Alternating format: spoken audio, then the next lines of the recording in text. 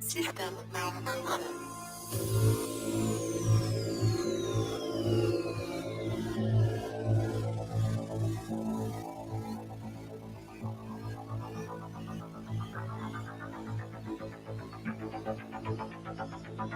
Welcome to the YouTube.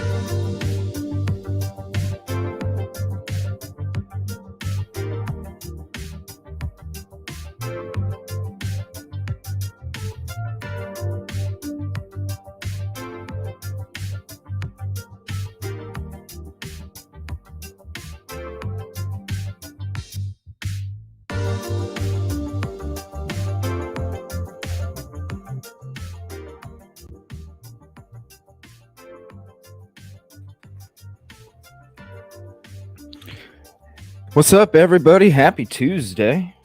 Oh, I'm telling you right now, it sounds way better already, and I have just started the show, so I'm fingers crossed. Sorry about all the technical difficulties last night. I'm sure it tested a lot of patience, so I want to thank everybody for hanging out as much as they did.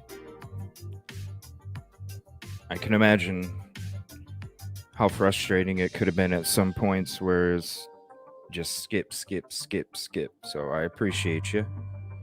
I think we're good. Everything sounds a lot better. I don't see any skippy bugginess going on, so I think we're fixed. Fingers crossed. What's up, everybody? Start off with the hellos in chat. Hope everybody had a peaceful and positive day today.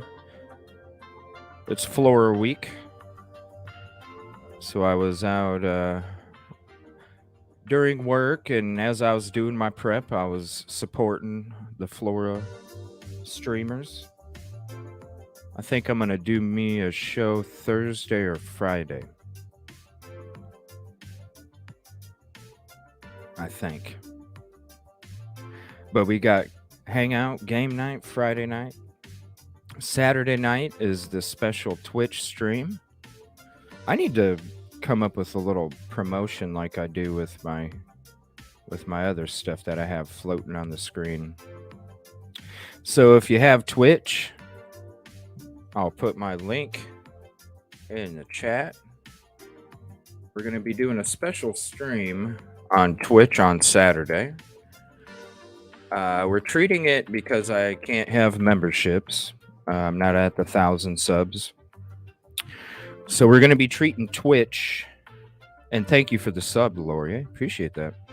We're going to be treating Twitch like our own members only until I can have members only. So if you cover or are interested in the Henryetta horror, Oklahoma 6, Oklahoma 7, horror, House of Horrors, whatever you want to, whatever it's, I go by Henryetta horror. I know there's a lot of different ones out there. But if you're into that case, you're following that case, the case is messed up, you got some crazy outfield theories and opinions, we're going to be saving that for the Twitch only, sub only stream on Saturday. I'm going to be letting you guys know everything that I've been thinking that's been going on since day 3 of this crime. Can't do it on YouTube, but I'm going to be doing it on Twitch. I could if I had membership options, but I don't. So we're going to be doing it on Twitch. I'm going to be laying it all out there. I want to know what you guys think. It's going to be the same setup as you see on YouTube right now. It's just everything's going to be on Twitch. Twitch only. You got to be a sub. If you have Amazon Prime, it's a free sub. Most people have it. It's a free sub. But actually, I think what I'm going to do is if you want to pay the $5 to get the sub, let me turn this music down. Holy crap, this stuff got loud.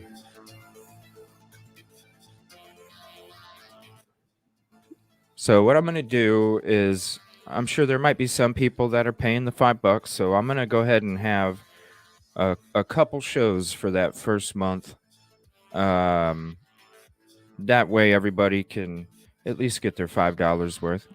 And we'll just have a couple Twitch only, sub only shows. But you got to be a sub, though, because just like YouTube, if you can't, there's a reason for it. We're going into some outfield shit. We're going to be doing some live digging on Twitch Saturday night. I'm thinking 7 o'clock Central, 8 o'clock Eastern is what I'm thinking. I will put out a community post on my channel page on Saturday with an update of the time. And then what we'll do is you just show up on Twitch, make sure you're a sub. Amazon Prime is a free sub. Again, most people have it. And then we're going to get it popping. I'm going to get all this shit off my chest. Okay, you're good. It's pretty easy, Punksy. If you need any help, you can reach out to any of us and we can give you a hand. Until I can have members, my Twitch is going to be my members only. What's up, KibKitty? Thank you for hopping in. Thank you for always putting that at the beginning of the chats as well. I appreciate that. What's up, Jinx? Oh, you're good, SRB. What's up, Truthful Soul? And there's Punksy. Cassie. SRB looks like it. Uh-oh. See everyone in 30. Uh-oh. Oh, you got like a mask on or something? Whoa. Uh-oh. Oh, I'm way back. I'm way behind, though. Thank you. I appreciate that, Cassie. Butterfly Kisses. What's up? It's not highlighting all of them. Kevin Kraft? With everything you... What? Shutting down the business down to my... What? Message me, man. I don't know what you mean. I'm so mad that Stranger Things isn't released. Oh, writer's strike or something?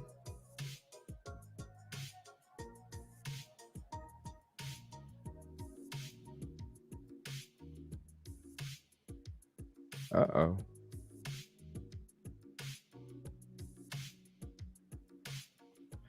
Yeah, prayers, man. I don't know what's up. What's up, Ray Jones? I appreciate your comments ever since you came in the channel, man. It's been nothing but peaceful and positive words.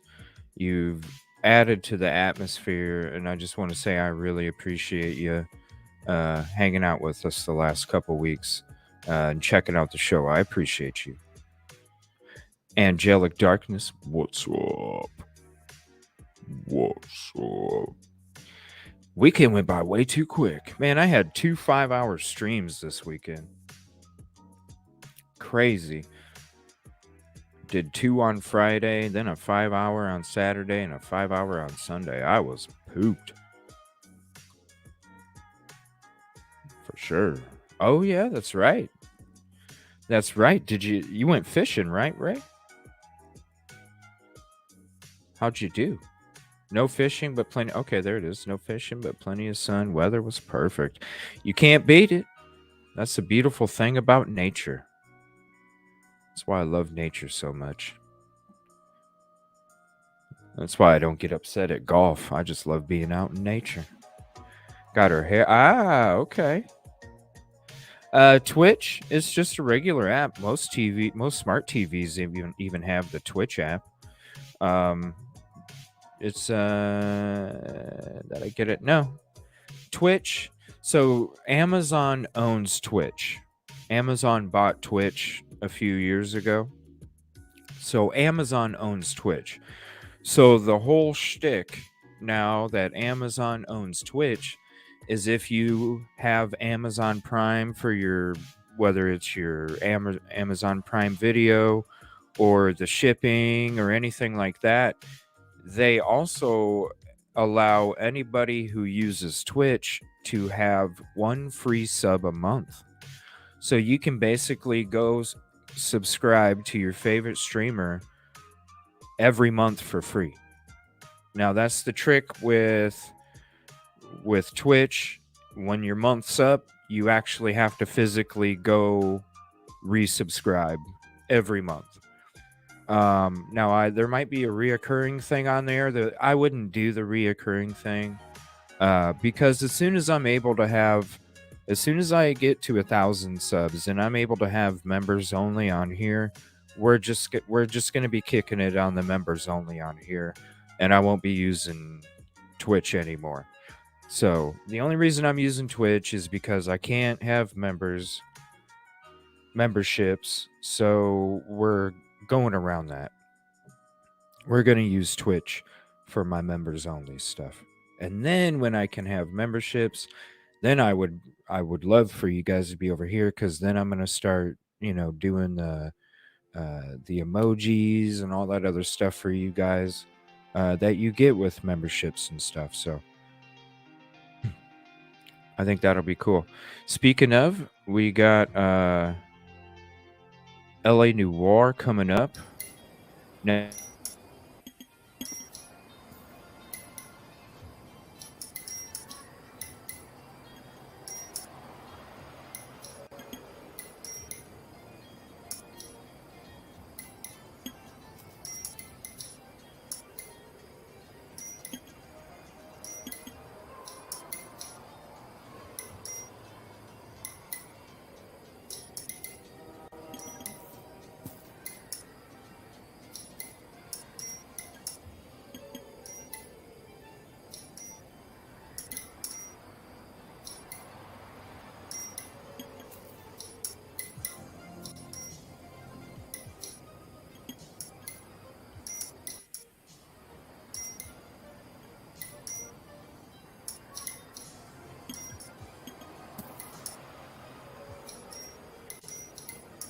All right, there we go.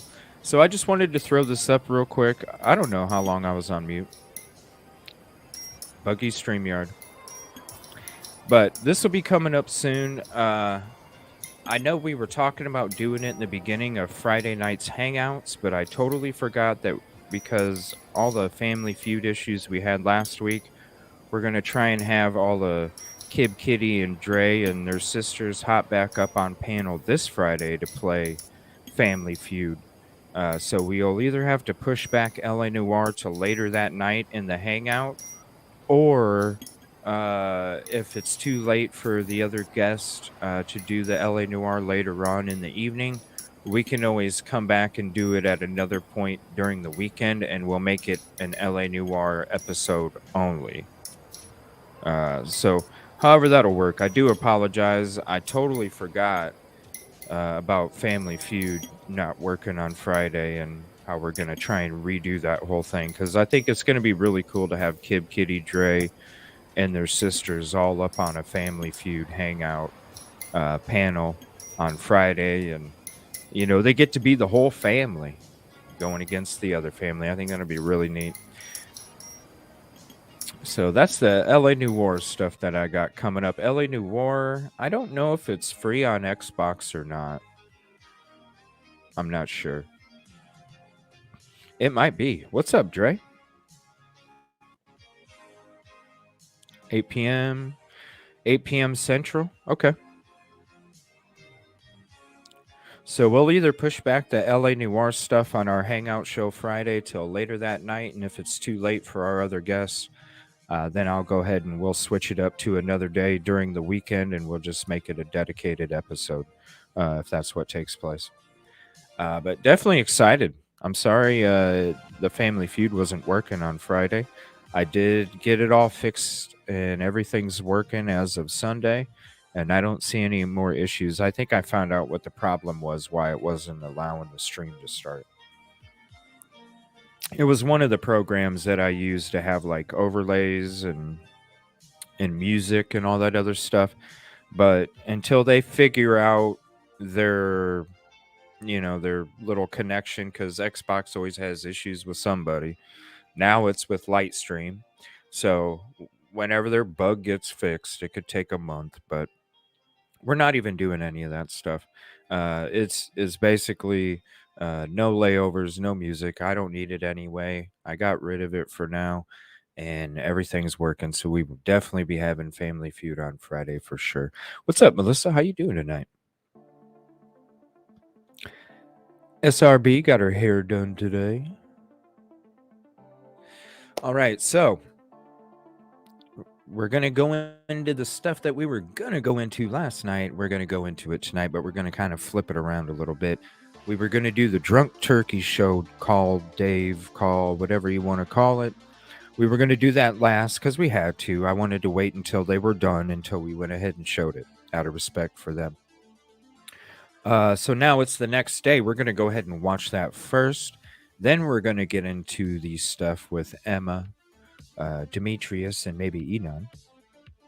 And for this episode and for all episodes, because I was sitting back at work thinking today, and I was like, man, I'm doing all these shows, and there's specific shows, and there's some stuff that, maybe I can't make a short video about. And maybe there's some short videos that some people aren't able to check out until they watch the show. And so, what I want to do is from this point on, I'm going to have a small segment in the beginning of every show. And that small segment is just going to talk about some breaking news that's came out over the last day or however long of time it was in between the show. I'm off tomorrow night, by the way, everybody. I'll be back Thursday. But I'm like, you know what? I need to start off with a little mini breaking news, a mini update part in the show, since I do put the timestamps in there and we do have our little hello, hey, what's up in the beginning. I do want to add those to it. That way, if somebody's wasn't able to check out the short video I made or wasn't able to check out the updates, and because we're talking about Idaho, but there's an update for another case that we talk about, I don't want anybody else to miss out either. So I'm going to have a little segment each show now where we're going to be doing little breaking news, and then we're going to go into the topic. So I'm going to go ahead and put the open sign up in the window and unlock the door. Let's get the sign up there first. It's probably safer, right? And then unlock the door. Got the open sign up there. Now we'll go ahead and unlock the door. You guys are more than welcome to come on up and come on in. We're going to be doing a couple updates about Henryetta. I did make some short videos about it last night. Very disturbing. But there's 2 videos I mixed into my short video last night. We're just going to play one of them, and it's the one with Ivy's grandma. That's just a little bit of an update. You know what? I probably should play the other one too because it's ridiculous. You guys are going to... If you guys haven't checked out that short video I made about Ivy's grandma and dad, oh my gosh. Wait till you hear the second part. And wait till you hear who was the witness to the marriage. What's up, KibKitty? Hey, can you hear me? Oh, yeah, I can hear you just fine. How you doing? Okay, cool. Good. How are you? Oh, I'm doing great. I'm excited and I'm happy that there's no choppy and it's not buggy tonight because that really bothered me last night. I felt bad for y'all. It sounds great tonight. Yeah, I felt bad for y'all because I was like, man, I can imagine what it's like trying to sit there watching a show where every second of a voice or sound makes a difference in what you're talking about. That had to be frustrating for people. So again, I apologize. That's not your fault. Yeah, but I mean, I still felt bad. Yeah. So we're okay though. We get to talk about the stuff tonight. What have you heard today in the true crime world? I heard they're not using the Sheath. Oh, they aren't? That's what I heard. Really? Yeah. Yeah. So now it makes you wonder, what the hell? Now this is what my thought is, right? Either they got something else because listen,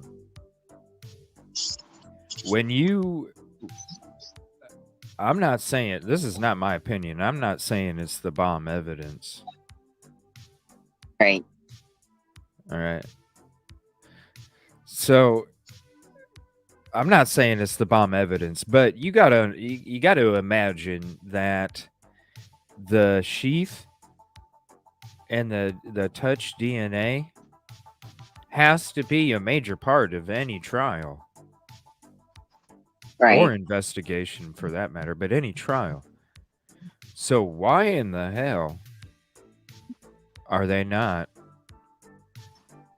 They denied the defense's request for the third the third supplemental request for discovery, or There's so many damn words. I get them mixed up anymore.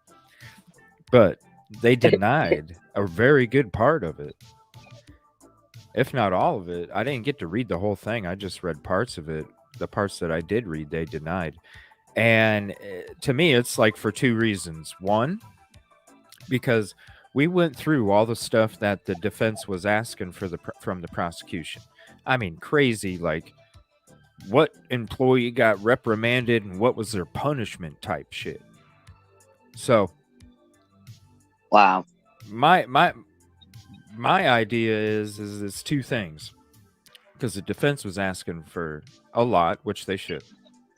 So if you're denying the request because you're not using the knife sheath and the DNA that comes along with it, so that's your reasoning for denying that part of the request, why would somebody not be using one of the most important pieces of an investigation or a trial? And so there's two reasons in my mind. One is because they got to have something else that is just way fucking bomber than DNA, which I don't know. You tell me what it is. Or number two,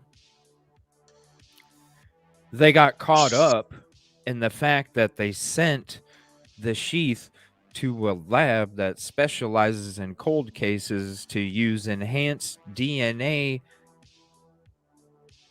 tactics in order to get a hit, because supposedly they couldn't get the hit in Idaho on the DNA, and that's why they sent it to a lab that specializes in producing DNA. So to me, it's either they didn't want to get caught up, because then if that's the case and you have to offer that and that comes into the trial, well, then I'd imagine that's a pretty big deal. And I don't know what else would be more damning than DNA. Let me get back to the chat. What's up, SRB? Hello. How are you guys tonight? Good. How are you? I'm good. I made it home in time. Hi, SRB. Oh, you're good. Hi, KibKitty. How are you? I'm good. How are you? What's up, Carl Good. Thomas? That's an interesting comment there. And isn't that the damn truth? Because I don't know. I'm about 50-50 right now on speculation. EBED So and the DoorDash.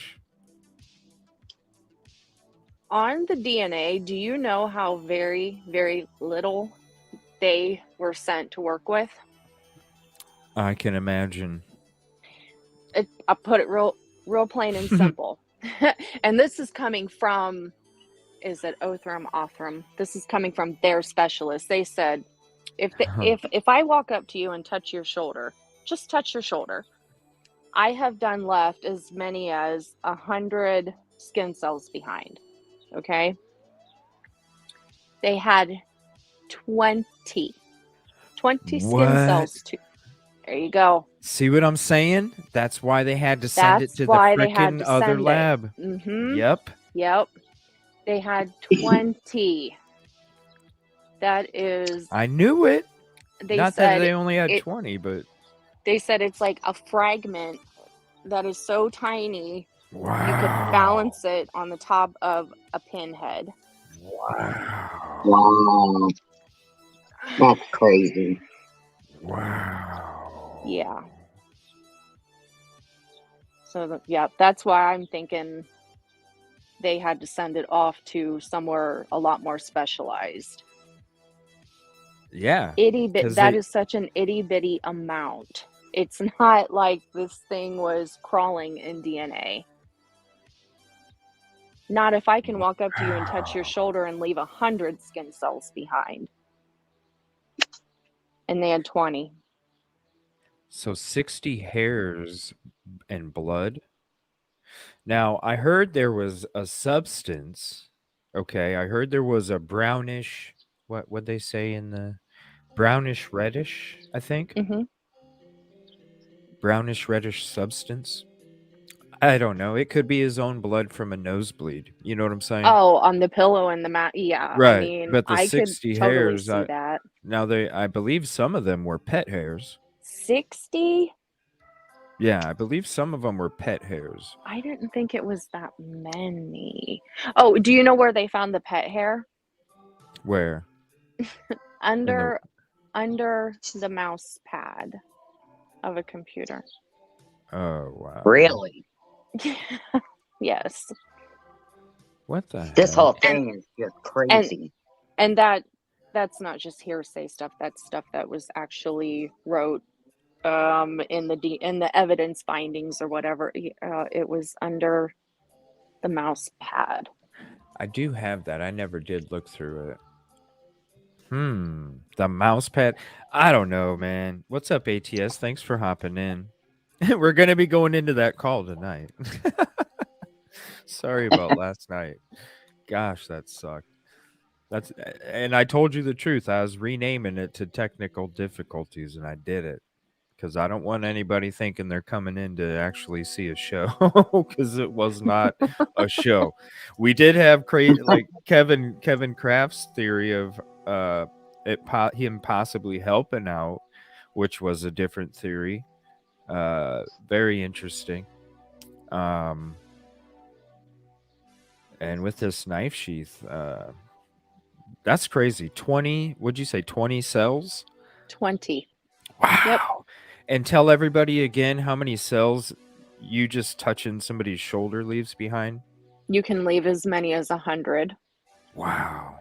Just walking up and touching someone on their shoulder. So it got it, yeah. I don't understand. We're talking an itty. Well, I told you a fragment that could balance on the top of a pinhead. Connect Ethan's last Venmo payment worded 3:30 a.m. with a 4 a.m. damn DoorDash. Yeah, we've never went back and went over those Venmos. Yeah, if you have the Venmo payments, go ahead and send them to me, Carl. I appreciate it if you do. Yeah, I haven't looked. I have not looked at those.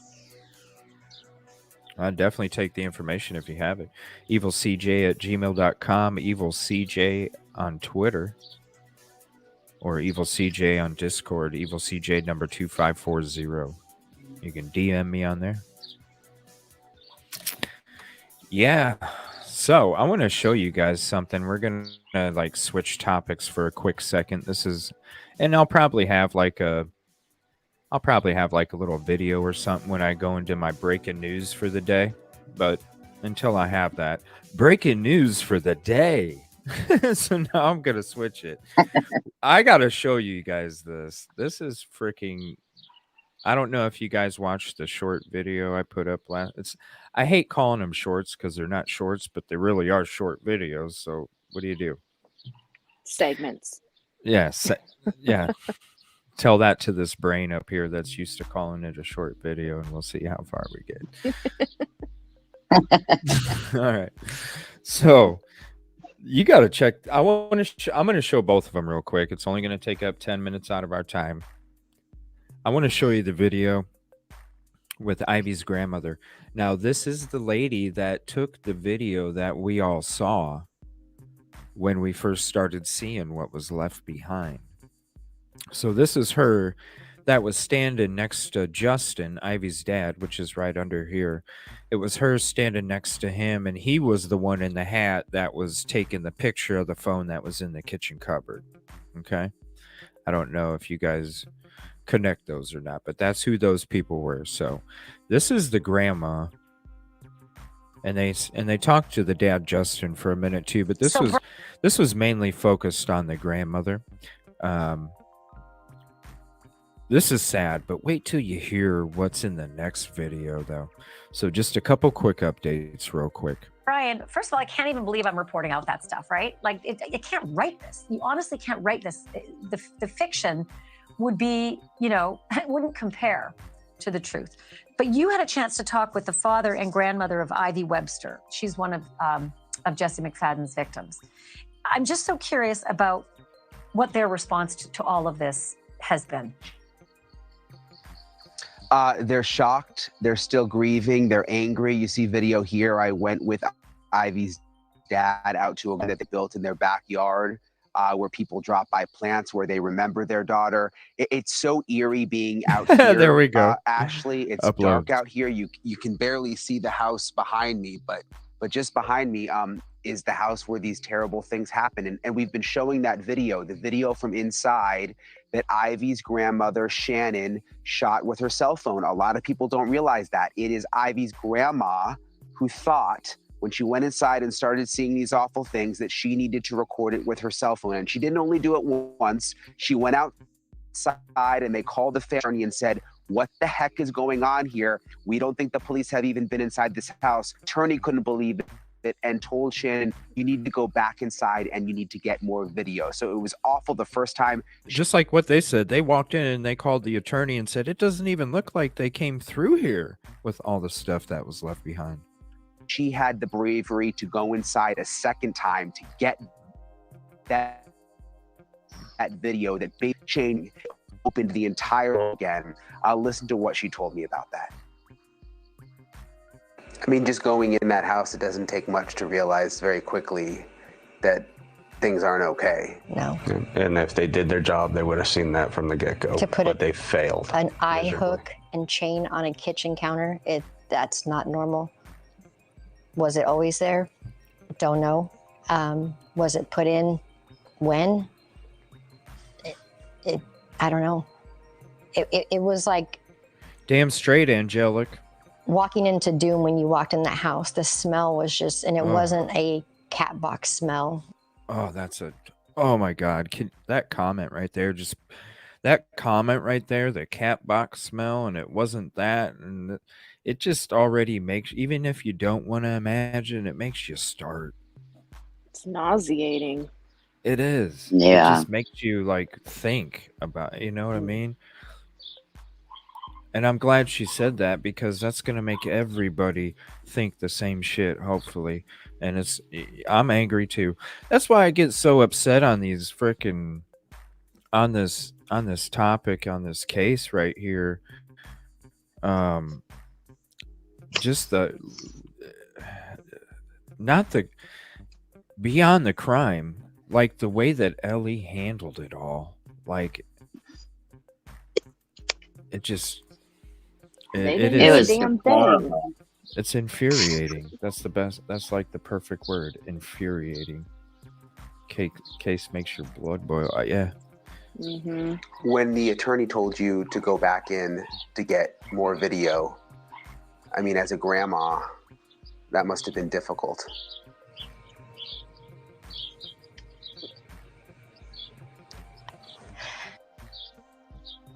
I couldn't have my daughter do it again. Oh, that poor lady. Mm-mm. I didn't want to do it, Oh. but I had to. I think that if we hadn't, we wouldn't have what we have right now. I stay awake at night thinking about it. Just adding another question to that list. So you can imagine, again, Ashley, not only having to go in once, but having to go in twice. And thank goodness she did, because that's the reason really that we're standing here right now. Oh, it's so horrible. And you know, and the fact that not only they have to live and deal with, I mean, hell, we saw the Ants interview a few days ago. And like, when you look at, like, just beyond the crime, it's already horrific. You look at the way that the pain is just coming out of their pores, and then at the same time you mix all of that together with the fact that they can't even feel that there's justice or anything, like, you're just surrounded by your experience that took place, and then you're surrounded and you're claustrophobic because of all of the fucking BS that's going on around you. I can't imagine I can't imagine what they're going through beyond being a family member of a victim. With the Right. way that Ellie has handled this. And that's all they're going to think about when it comes to this case is what they saw in that house. You know? Yep. That's never leaving I them. mean, no, never. Mm-mm. Yeah, that's a good way to put it too, Angelic. Like, that's a black hole that people can slip in just from losing somebody. And then you add all of this on top of it, where, like, they should at least have the support and the comfort coming from the agencies that are supposed to be there to do their job on behalf of the victims that have these crimes done against them. Right. Like, they got to feel like they're on a freaking stranded island when it comes to any kind of assistance or help or comfort or... Oh yeah, I'm sure they probably don't even know where to turn at this point. And then there's nothing they can do, because what else can they do? Because the Right. people that are supposed to be the ones that they're supposed to go to aren't there for them. Thank you, HES. The shit's just crazy. Now, this is something else that popped up after this one, and I was like, well, I gotta add this one to my upload as well, because I'm gonna try and train my brain. But this came up too, and I was like, dang, I gotta add this too, because it's part of the same interview that he was doing. And Brian Etten does such a tremendous job. Like, the dude is amazing. I'm so glad that he's out there, because that he's going to do everything he can.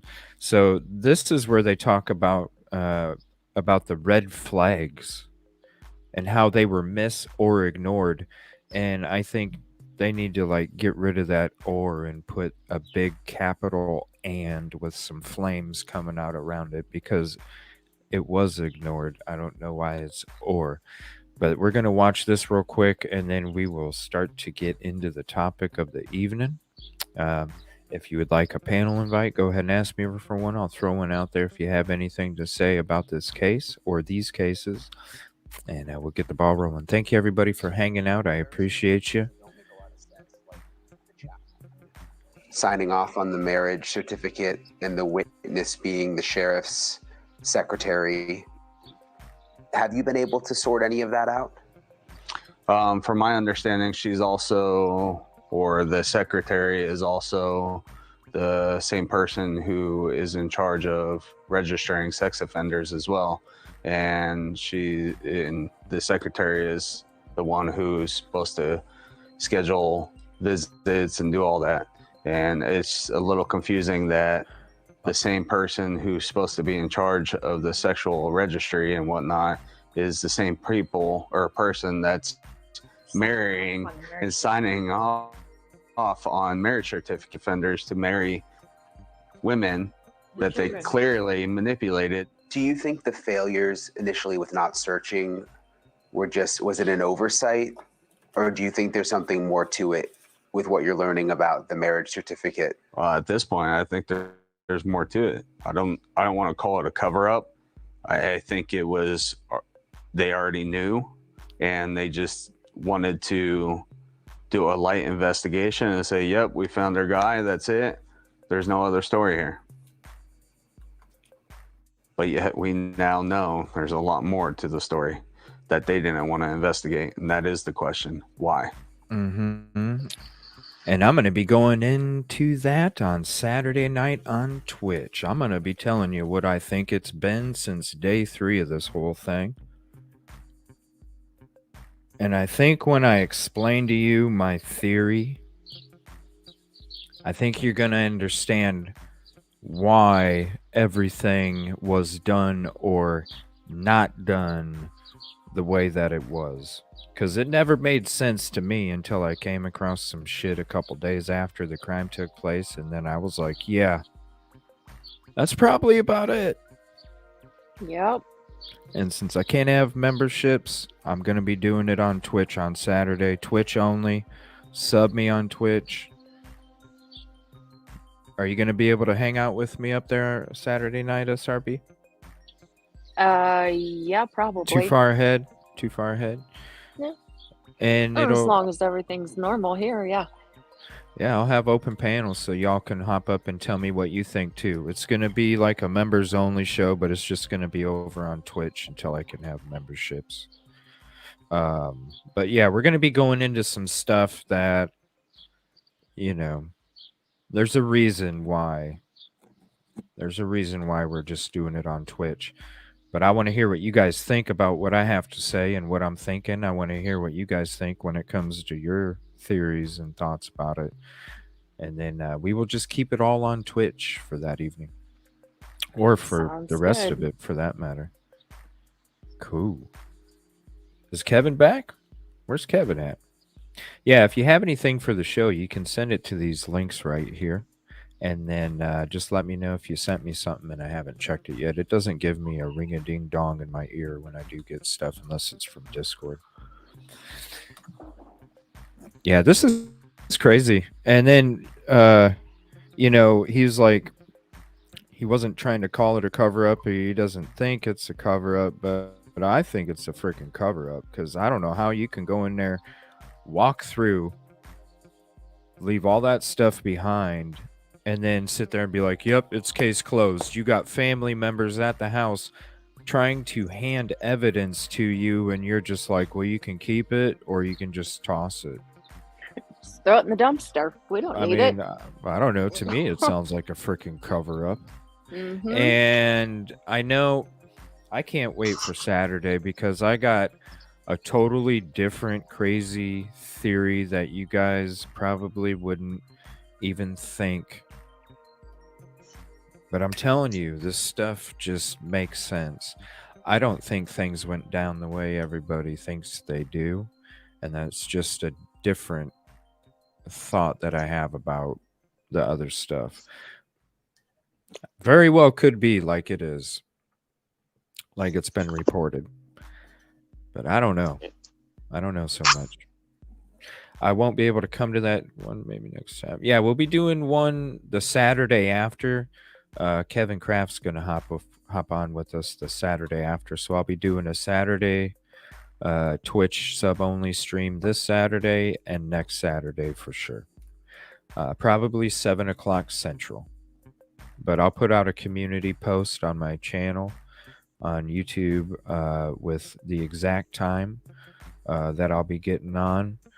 Because with Twitch, you only get a notification when you go live. You don't get the pre-notification. But that's why I'm going to go ahead and put it out on my community page. Put a post up. Hey, everybody, I'll be on Twitch this time. Here's the link to Twitch. I'll probably put an Amazon Prime link up there too because it's a free sub. But yeah, I'll be putting that out, the info out Saturday morning, late morning, about what time for sure. But I'm thinking about 7 o'clock Central. So it should be 7 o'clock Central, but I'll be putting out a post anyway.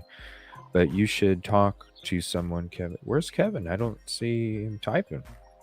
There he is. Both yeah, here go in back just business. a little. I didn't get a message. I asked him to send me a message.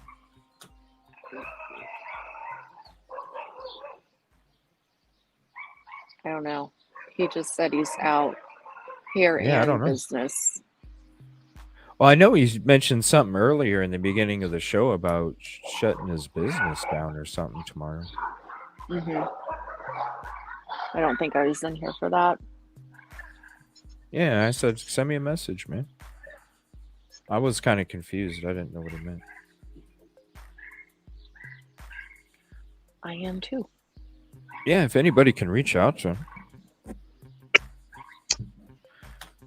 Let me see here. Let me play the rest of this real quick, and then we'll get into the topic. You're for learning later. about the marriage certificate. Well, at this point, I think there's more to it. I don't want to call it a cover up. I think it was they already knew, and they just wanted to do a light investigation and say, "Yep, we found their guy. That's it. There's no other story here." But yet we now know there's a lot more to the story that they didn't want to investigate, and that is the question: why? So they don't know the answers, Ashley. They wanted to clear something up. They're not getting additional information from the sheriff's office or from the state now investigating. They only know what we know. We're going to be on the ground here really trying to figure out this marriage license thing because it's very, very strange. All of it. Why they haven't given press conferences, why they won't answer questions from the press, why they blame the press for misinformation when all we've been doing is begging them to do their jobs and then tell us why they haven't and what is happening. It's been confounding to me. And then to see that there's a connection between law enforcement and this filthy beast is extremely upsetting. The other question I have real quickly, Brian, is that Henryetta, Oklahoma is a population of 5,600 people. That's little. I can't understand how that small of a community, how it can't be rampant information that that guy is a sex offender and he married Holly down the street with the 3 kids. How that isn't just all over the place. Oh, he's working Listen, I know, tonight. it's surprising. You'd think in a small town, there are a lot of sex offenders around here. Oh, I know why, everybody. I think he's at work, and I think he was, because he doesn't hang around for when we're talking about Henryetta. So I think he meant he was out of the show because we were talking about it, and he's at work. I think that's why probably he's not answering his messenger, because I think he's working.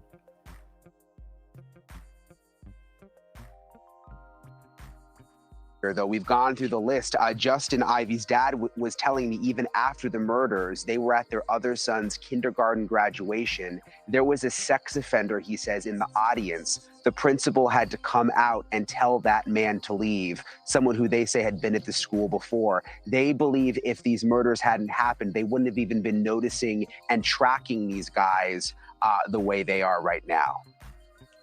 Well, thank God someone did something at the school. Thank you for watching. Go to newsnationnow.com to find News Nation on. So it's just crazy how the person that signed off on it was all connected with the SA part and all that stuff, setting up visitations. And we already heard that she brought the kids with her. So the lady obviously knew that the mom had brought the kids to go see an SO. I don't get it. It's like nobody opened up the file folder for this dude for anything. Oh, release? No, we'll just keep the file folder closed. Here you go. Here's bond. Oh, we got 8, 9 people calling in, warning us about you. Telling us that you're capable of this and you committed these crimes and all this other stuff, but we're not even going to look because we don't even have to open the file folder. It's like nobody opened up the lady that signed off on the marriage. You signed off on a marriage of a dude that's an SO, of a mom that has children. If you would have opened up the file folder, you would have saw all the infractions he committed while he was in prison. Right. Not only the stuff he did to get into prison, he was doing it while he was in prison. And if you would have opened up the file folder, you would have seen that too. And you signed off on this shit? Like, who else had more knowledge right there than her when it comes to scheduling? Setting up appointments, right. Maybe they got married on the day he was checking in. Maybe she checked him in and then signed off on his marriage. Oh my gosh, what the hell? I That's mean, sick. yeah. I don't know. It's very suspicious. I mean, I get it. A smaller town, you might hold many different titles in that town, but it's still weird. Okay, well that means that you're intermingled in many more things, so you have way more knowledge than somebody that only does one of those tasks would have. Right. So that's even more. Oh my gosh, man. It's like nobody opened up the file folder for this dude. Nope. Which makes me wonder how much higher it goes. How Exactly. many Just- other people with authority or higher jobs or whatever you Just wanna call wait. it? Just wait till Oh. Saturday, SRB. Just wait till I Saturday. know. When I explain it, you'll be like, "Oh my gosh, it makes complete sense." But I Right. It's can't like a say it lot of because them the are- evidence isn't out there. I'm sorry, KibKitty. Right. It's like a sorry. lot of them are involved in a cover up of some sort. Yeah, That's Mhm. why they didn't take any evidence. That's why they said throw it away. yeah. They don't Nobody want was their alive, so they're They don't- you know, Yeah. They don't want their asses closed. caught. case closed. Yeah, there's a reason. Right. There's a reason. There's a reason. It has nothing to do with CP. Nope. 3 months today, Cassie? Is it today? 3 months?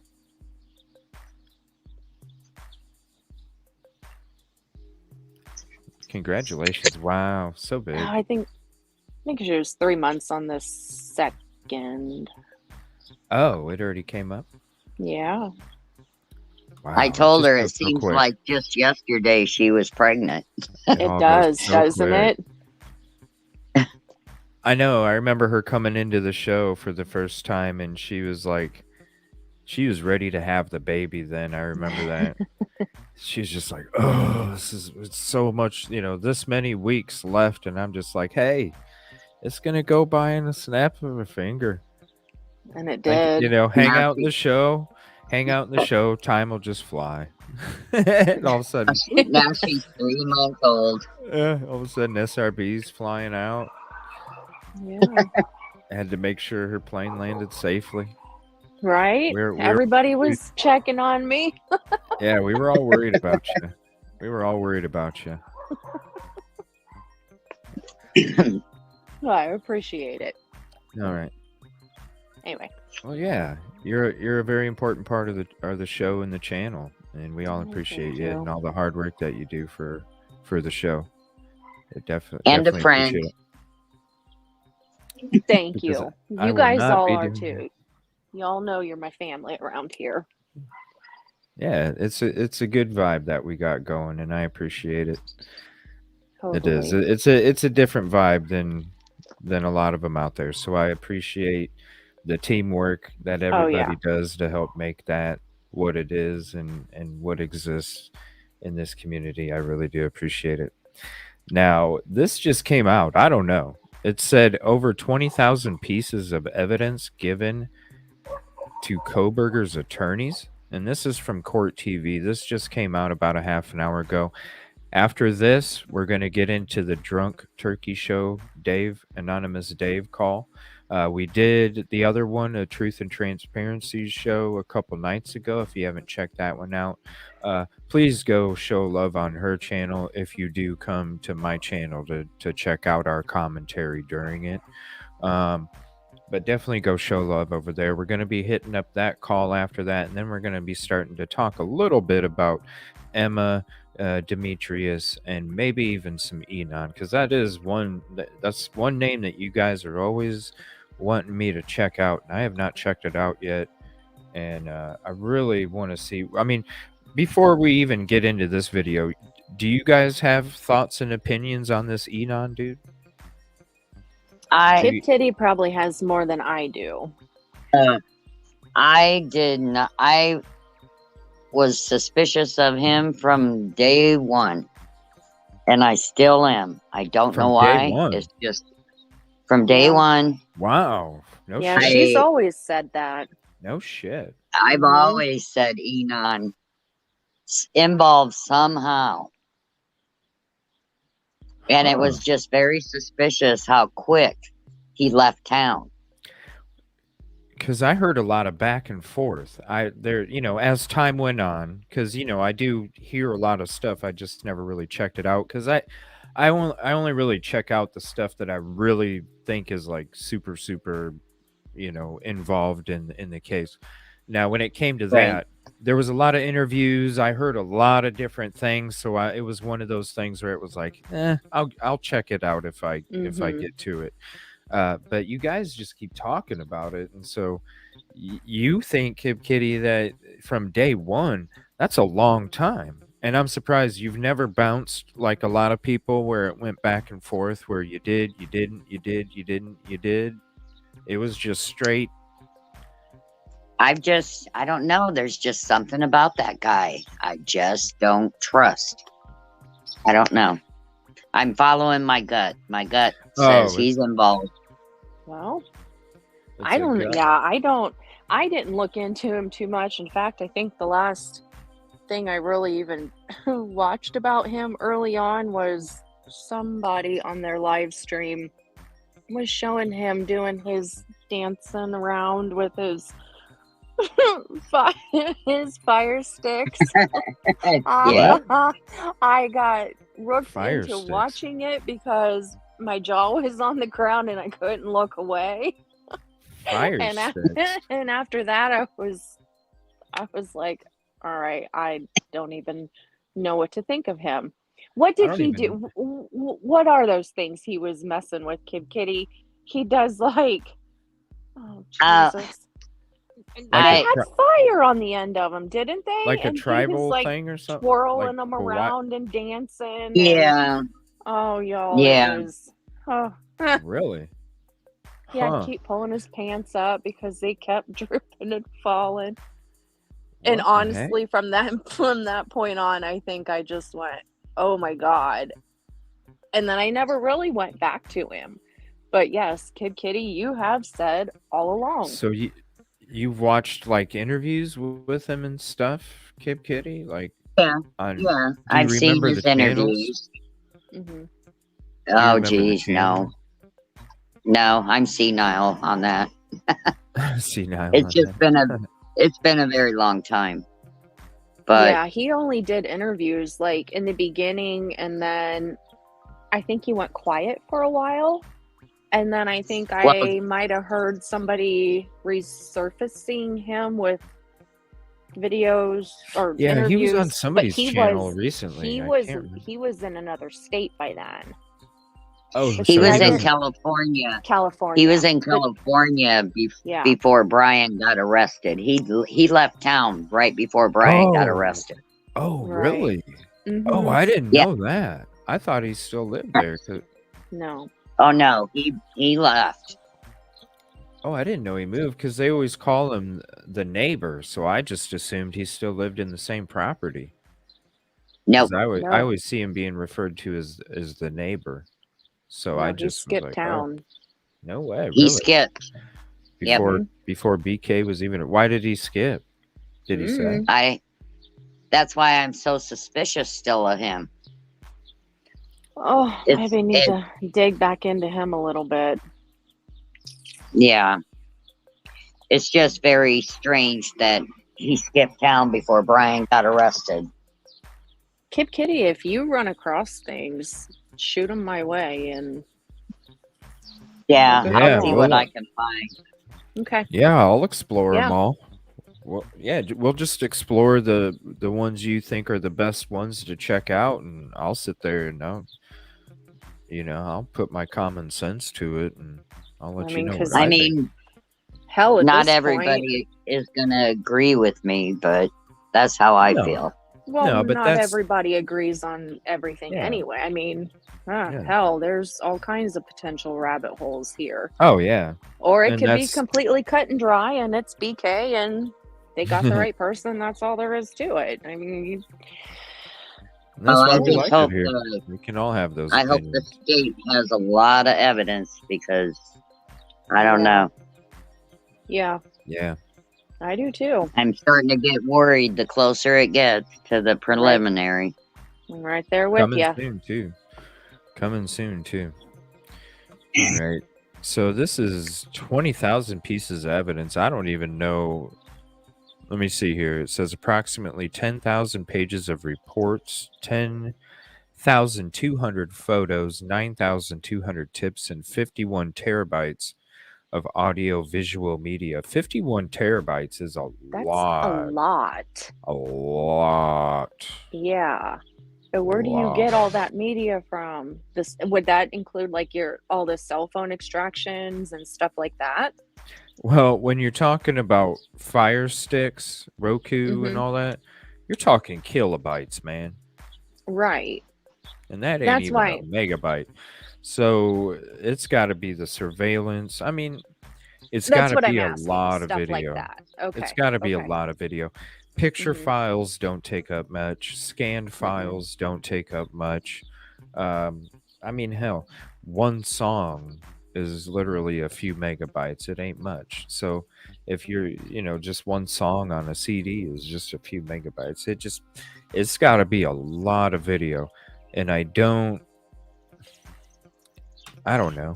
Unless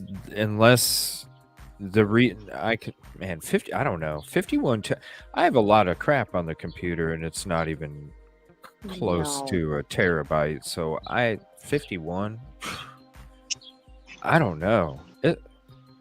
It's got to be a majority of video. It has to be, but I don't know. It's just, even if it was just video and a majority of it, that's a lot of video. That's still a lot. That's a I mean, lot. how much could they possibly have as far as videos go? Do they have a lot of stuff when it comes to his computers and stuff like that? That's what I was trying to ask. Things like Okay. that. On a computer, Okay, but you just on a said you computer, don't have anywhere 30. near that. No, I would say on a computer, somebody would be holding 30 gigabytes to 1 terabyte. I mean, I wouldn't even think. I don't know. Okay. Wow. Like if he's using his computer, like what, like I don't know, that you would have to have. All of mine are from movies. So, and I have a lot of freaking movies. So I don't know. It just boggles my mind what it all could be. What's up, Right. Ava? Roku can be converted to be like a laptop with apps. He had an external hard drive. Yeah, but I mean, I have external hard drives and they're a terabyte, and I only have 2 of them, and I'm not even full. And that I don't. I don't know. That's got to be so much video. What do you think, Ava? Like, what do you think these 51? What do you think the 51 terabytes of audio and visual media? I mean, like, think about it. A song from a CD is a couple megabytes.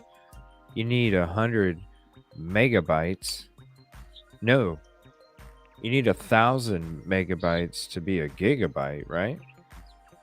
1,000 megabytes for a gig. That equals Whatever a you gig. say.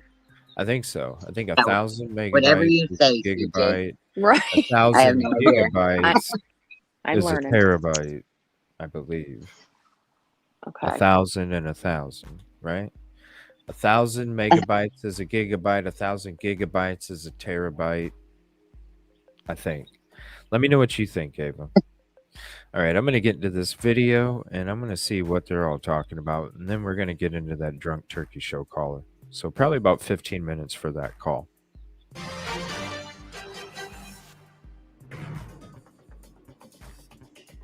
Based on details at the scene, we believe this was an isolated, targeted attack on our victims. He's very quiet, calculated about what he says. I want to see an innocent man, but I feel like he's just scared to look at me in the eyes. If you plead guilty or are found guilty, is up to death and/or imprisonment for life.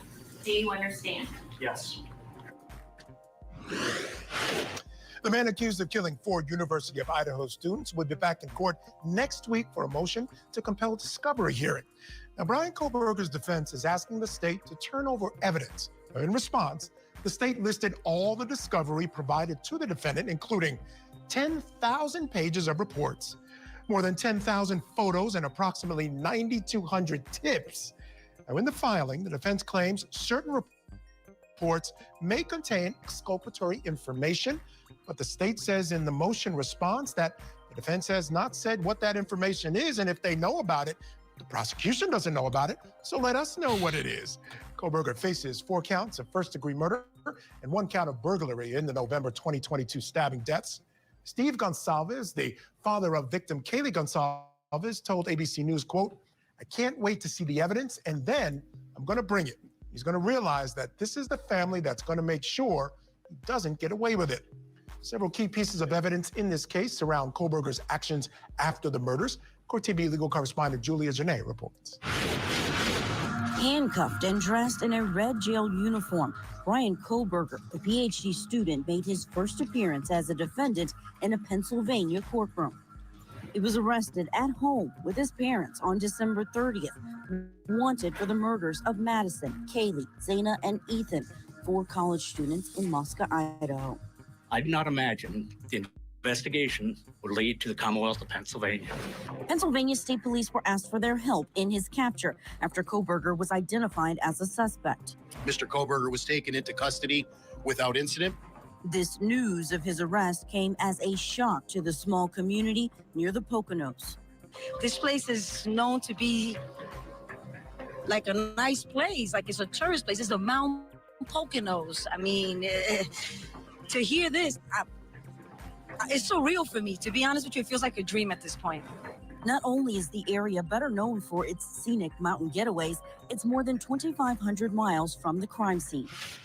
Brian Kohlberger waived his right to an extradition hearing inside of this courthouse in front of a judge and a packed courtroom that included waivers started as for his transfer back to Idaho to face those 4 counts of first-degree murder.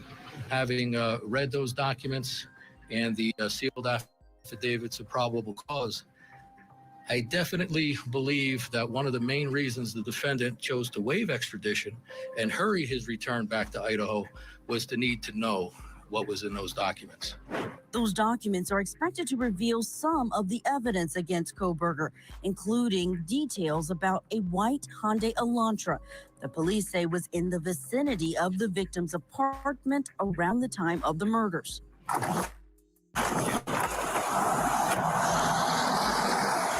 Kohlberger was driving a similar car when he was pulled over by Indiana police on December 15th. He was with his father on their way from Washington State back to their home in Pennsylvania.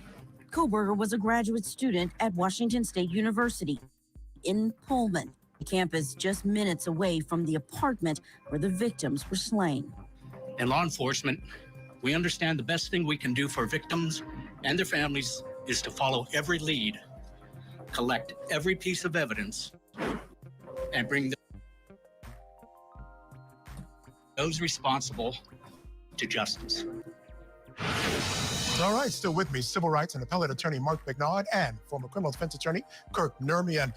Mark, let me start with you. I mean, this whole part of this pretrial practice, big important part of these cases, a lot happens here.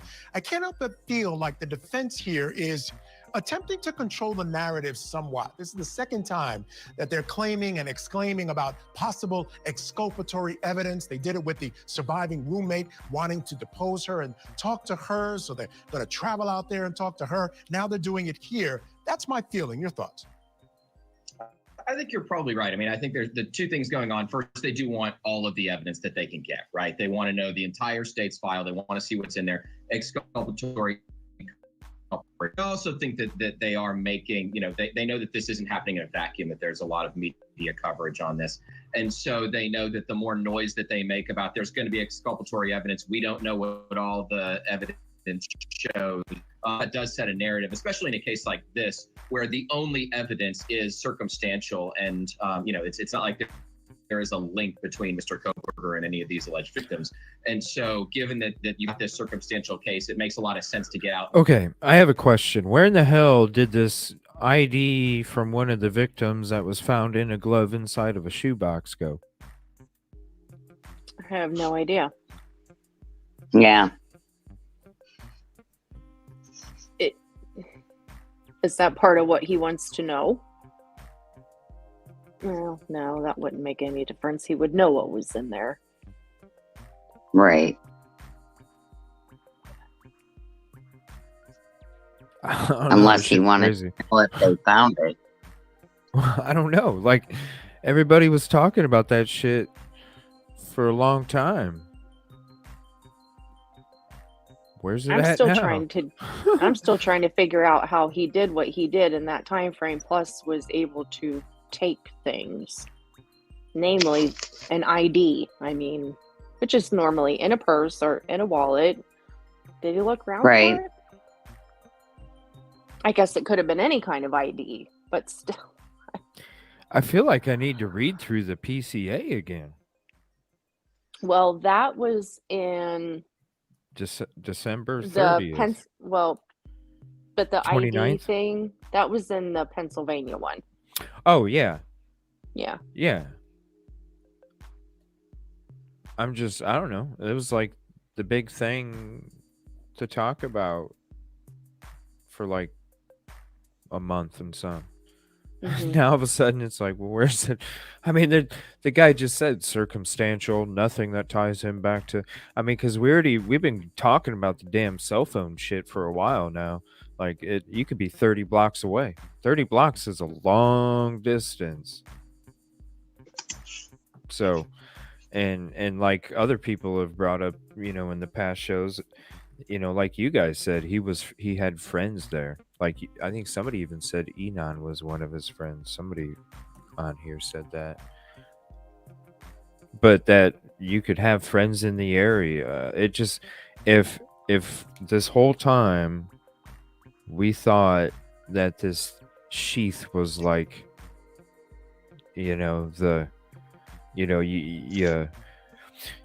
all this other evidence, you're like, well, but the Sheath was supposed to be the one that was like, yeah, but that's DNA. Yeah, the smoking gun. And now it's not gonna be part of it. And then, like you said, the 20 skin cells on the tip of a pinhead. That's not a lot. I don't know. This whole thing's just got me going crazy. Circumstantial, nothing tying him. That's why I'm like, what? Huh? What? The more noise that they make about there's going to be exculpatory evidence. We don't know what all the evidence shows. I think that does set a narrative, especially in a case like this, where the only evidence is circumstantial, and it's not like there is a link between Mr. Koberger and any of these alleged victims. And so, Silky, given that you've got this circumstantial case, it makes a lot of sense to get out in front and say, look, there's a lot of evidence that we don't know about. Kurt, and I understand what Mark is saying, but my point is they've got 10,000 pages already, 10,000 photos. They have 9,200 tips they need to go through, and they, those could be helpful. You never know what's going to be in there. There's no body cam footage, but apparently there's 51 terabytes of information that involves all kinds of different reports, that involves video evidence, all types of things. There's no way they've gone through all that to figure out the fact that there's nothing exculpatory and they want anything to be handed over. I think it's definitely something that they're doing purposefully.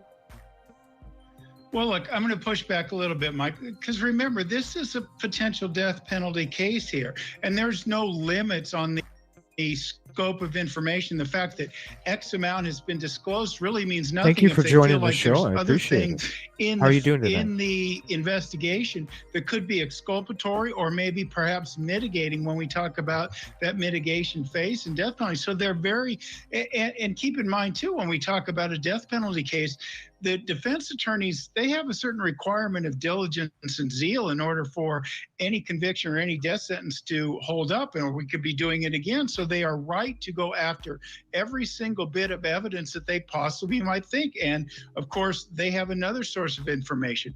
Their client, what is their client telling them? What does he see? So there's every reason for the defense to move forward as aggressively as possible, not only in the court of public opinion, but ultimately in front of those 12 jurors that are going to decide the fate of their client. Yeah, I have to agree with that. Can't argue with that. Man, now it makes you wonder what the defense is cooking. Unless, Oh my like I God. heard earlier, because Anne likes to go after technicalities. Yeah, that's what she's about. Right. That could be why she's asking for anything and everything, because she's gonna comb through it, or with a fine-tooth comb, Dude, you and knew find she was something you knew to she go was back after. You knew she was playing ball when she shut the shit down at this property and had a team set up to investigate it when he was still in Pennsylvania paperwork. But I mean, I'm playing devil's advocate here. If that were my defense attorney, Up to the plate. I would expect no less. You know what I mean? I mean, she's got to do everything she can. I don't know. We've seen a lot of these cases where they're attorneys. I mean, I'm not knocking others' attorneys and shit, but I don't know. I've never, like, this is one of them things where it's been like, damn, like, when do you see that? Well, when That's why that's what she's all when about. do you see that? When do you see Yeah. that? That's why she's as good as she is, There honestly. you go. Yeah. Yeah. I remember because when we were covering the PCA came out that day. That's when Koberger was arrested. I was woke up at like 3 a.m. Somebody was calling me. They arrested somebody. I was like, shit, I gotta get over. Hurried up, got on like 7:38 in the morning. 7:38 in the morning. I'm like, damn, yeah. And then we were reading through the PCA and stuff, and then we saw, as we found out that he was arrested, and then stuff started getting released around 8 a.m. my time, and that's when we started to see the photos of, or maybe it was like 9 something in the morning. I remember it was very early. We started seeing the photos of her standing outside the property with her team already, because when we first got on that live, we actually saw the cleaning crew. Like, the cleaning crew was getting everything out of the truck. They already had the cover over from the truck to the door of the home. To the door of the home. They already had it covered up. They were starting to get stuff out of the truck. They were starting to bring stuff in. You know, they were getting ready to do whatever they were going to do, or whatever the process is. And then all of a sudden, next time we look, nope, they're shutting it down. This lady's out there looking around, walking around. She's got a couple other people with her. That's when it's like, who is this lady? Because in my mind, right then, I'm like, when does this happen? Like, when does this happen? So I'm like, who is this lady? Uh-oh. Oh. Yeah, Silky had a great live earlier, too, on Florida. I know, I missed it. Silky, if you'd like to hop up, you're more than welcome. I love your opinions and theories when it comes to these cases. I would love to have you on when I'm talking Henryetta horror again, if you're ever available for that. I'll probably be doing, I don't know. I'll be doing it in the next few days, at least by the weekend. And if I have to do an afternoon stream, like on a Sunday afternoon or something, or a Saturday afternoon before I go on Twitch, then I definitely will, because I do need to. Last night, with all the technical difficulties, it threw everything that I had planned for the whole week another day ahead. So I'm trying to figure out how to, do all that stuff. Sorry, I kicked myself out. I didn't know what happened. All right. Yeah, I didn't boot you. Make that No, clear. you didn't. I accidentally tapped the wrong thing. Because I don't boot people. there's only one, there, there's only certain types that I'll boot from the panel, and I'm sure every content creator knows what I'm talking about. Yeah, they put that little leave X over there too close to everything else. Yeah, something you guys don't get to see on the show, but this dude sees in the fucking background. Okay, so are you guys ready to go to this call, or do you want to talk about something else about this case real quick? I did see a lot of Emma chat in there, Carl. I appreciate you hopping in here, and I'd like to explore your thoughts and your opinions, and we will be getting to that. I think this video is, let me see. So I think it's going to be about an hour that we're going to be watching it. And so we'll probably be getting into the Emma stuff around 9:15 Central, 10:15 Eastern. We'll be getting to that. But it's not going to be the last show that we're going to be talking about those individuals, because I have a feeling that there's going to be a whole show just on those. With everything that took place last night, tonight was supposed to be a deeper dive into those individuals, and unfortunately things buggy last night. So I'm trying to figure out another night where we're going to be actually getting in just to those individuals and some of the Enon stuff too, and we'll pack that all in one show. So if we can't get to you tonight about it, or you're not able to hang around and later on, we'll definitely be having another show coming up about those.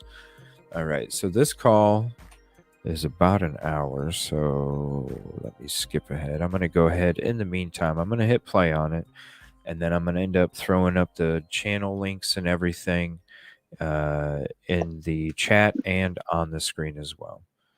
Is there anything you guys want to add real quick, or anything you want to bring up? I think we talked about the Sheath already. We covered all the items of evidence, the fact that they're not even talking. This guy's saying circumstantial, nothing's connecting him. Well, if nothing's connecting him, according to him, well, then what does the ID mean? Right. Because that would be a connection, right? Well, I would certainly think, yeah. That would be a really good connection if it was one of the victims' IDs. So now it makes you wonder, well, what ID is it? Is it his own ID? Is it an ID that he had from Pennsylvania, and then when he had to switch everything to Idaho, he kept all of his Pennsylvania stuff in a bag, in a shoebox to bring back home? I mean, it just, there no Sheath. So now, is there an ID that connects him? I don't think so, according to this guy. Doesn't sound that way. So now what? Now it makes you wonder, wow, the stuff he's saying in the beginning. Can you imagine the lawsuit that he can have if he's found nothing to do with this? Being incarcerated all that time for I don't even want to think about it. Being incarcerated all that time. They better have something, man. They have to. I don't see how they could. They have to. Maybe they have something that it just blows away the touch DNA and this ID stuff. Maybe they just have something that's just like iron. I don't know.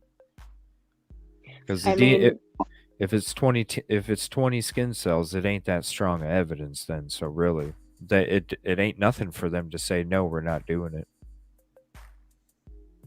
In the Alex Murdaugh case, when did the Snapchat video actually come into play? Did they say anything about that prior to court? Do you know, KibKitty? No. I didn't think they did. I don't think so. No, we found out during the trial, I think. Right. So there's things that they can be completely holding back on, and then we'll get to trial and go, oh, okay, gotcha. Now I see. Right. I'm just holding out on, they've got to have something. I mean, that's what did Alec Murdaugh in, was that Snapchat. Yeah. Right. I can't talk. I mean, I see what you mean, Angela. But that would be the connection, though, right? If you have the ID from one of the victims, that's got to be a connection. Thanks for hopping in the show. And if they're saying there's no connection, well, then he knows about that ID. It's not like he just conveniently forgot that he took it. I don't know. It makes you really wonder about everything now.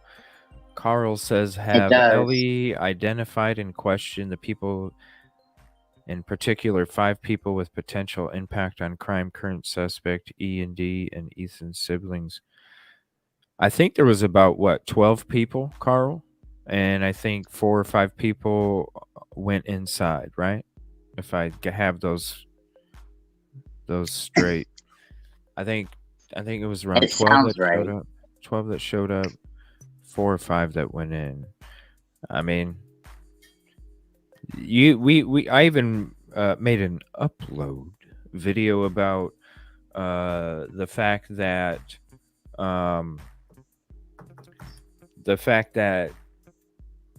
there was all of those people inside of that house, and how are you supposed to get DNA out of that? Like, I mean, yeah, there's a lot of DNA all over, but DNA that's not mixed.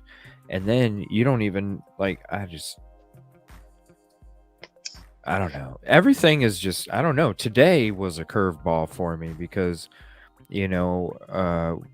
with learning about this Sheath today, and then SRB, you telling us, the 20 skin cells when this is 1,000, like 100. How do you, or 100? Sorry, I'm stuck on 1,000 from gigabytes.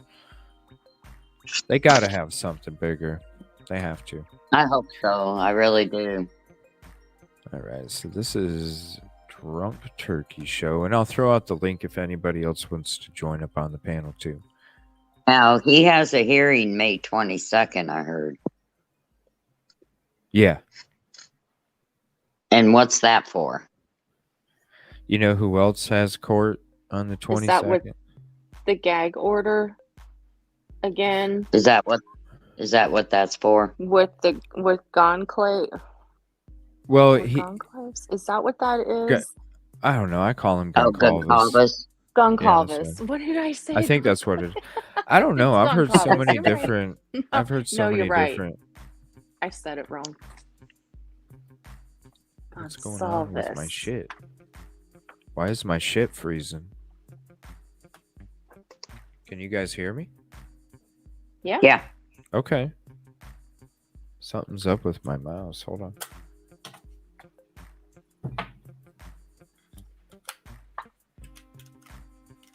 Maybe the battery was going out on it. No, something's up with the mouse. Does it have a dog hair under it?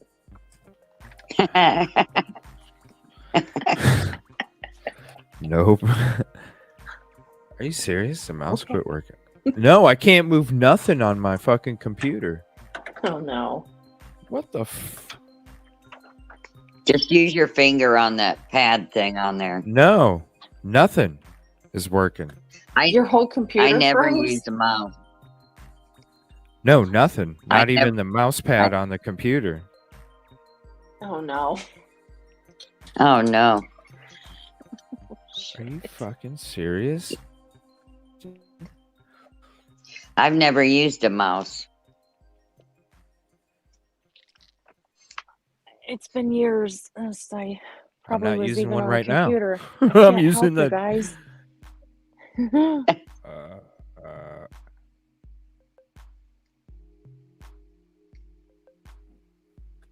What the heck?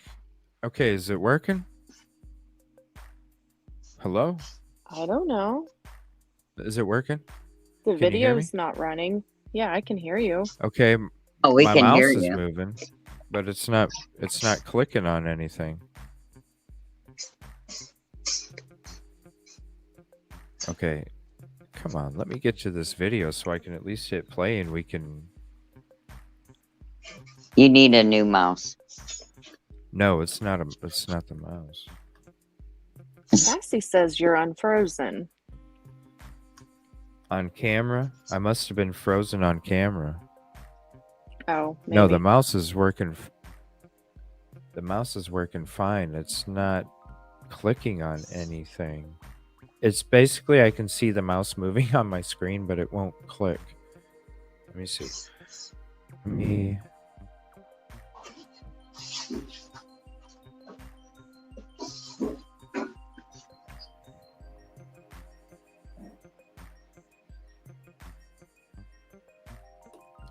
Drugs the prime mover of this crime.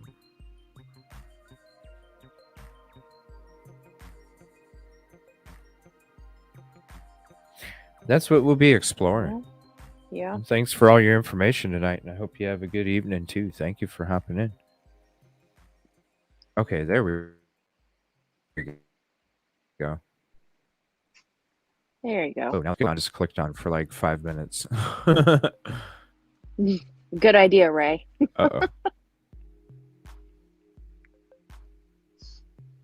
Try slamming.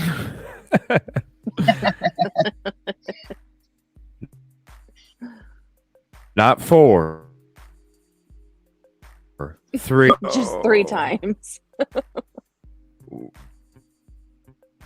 Whoa.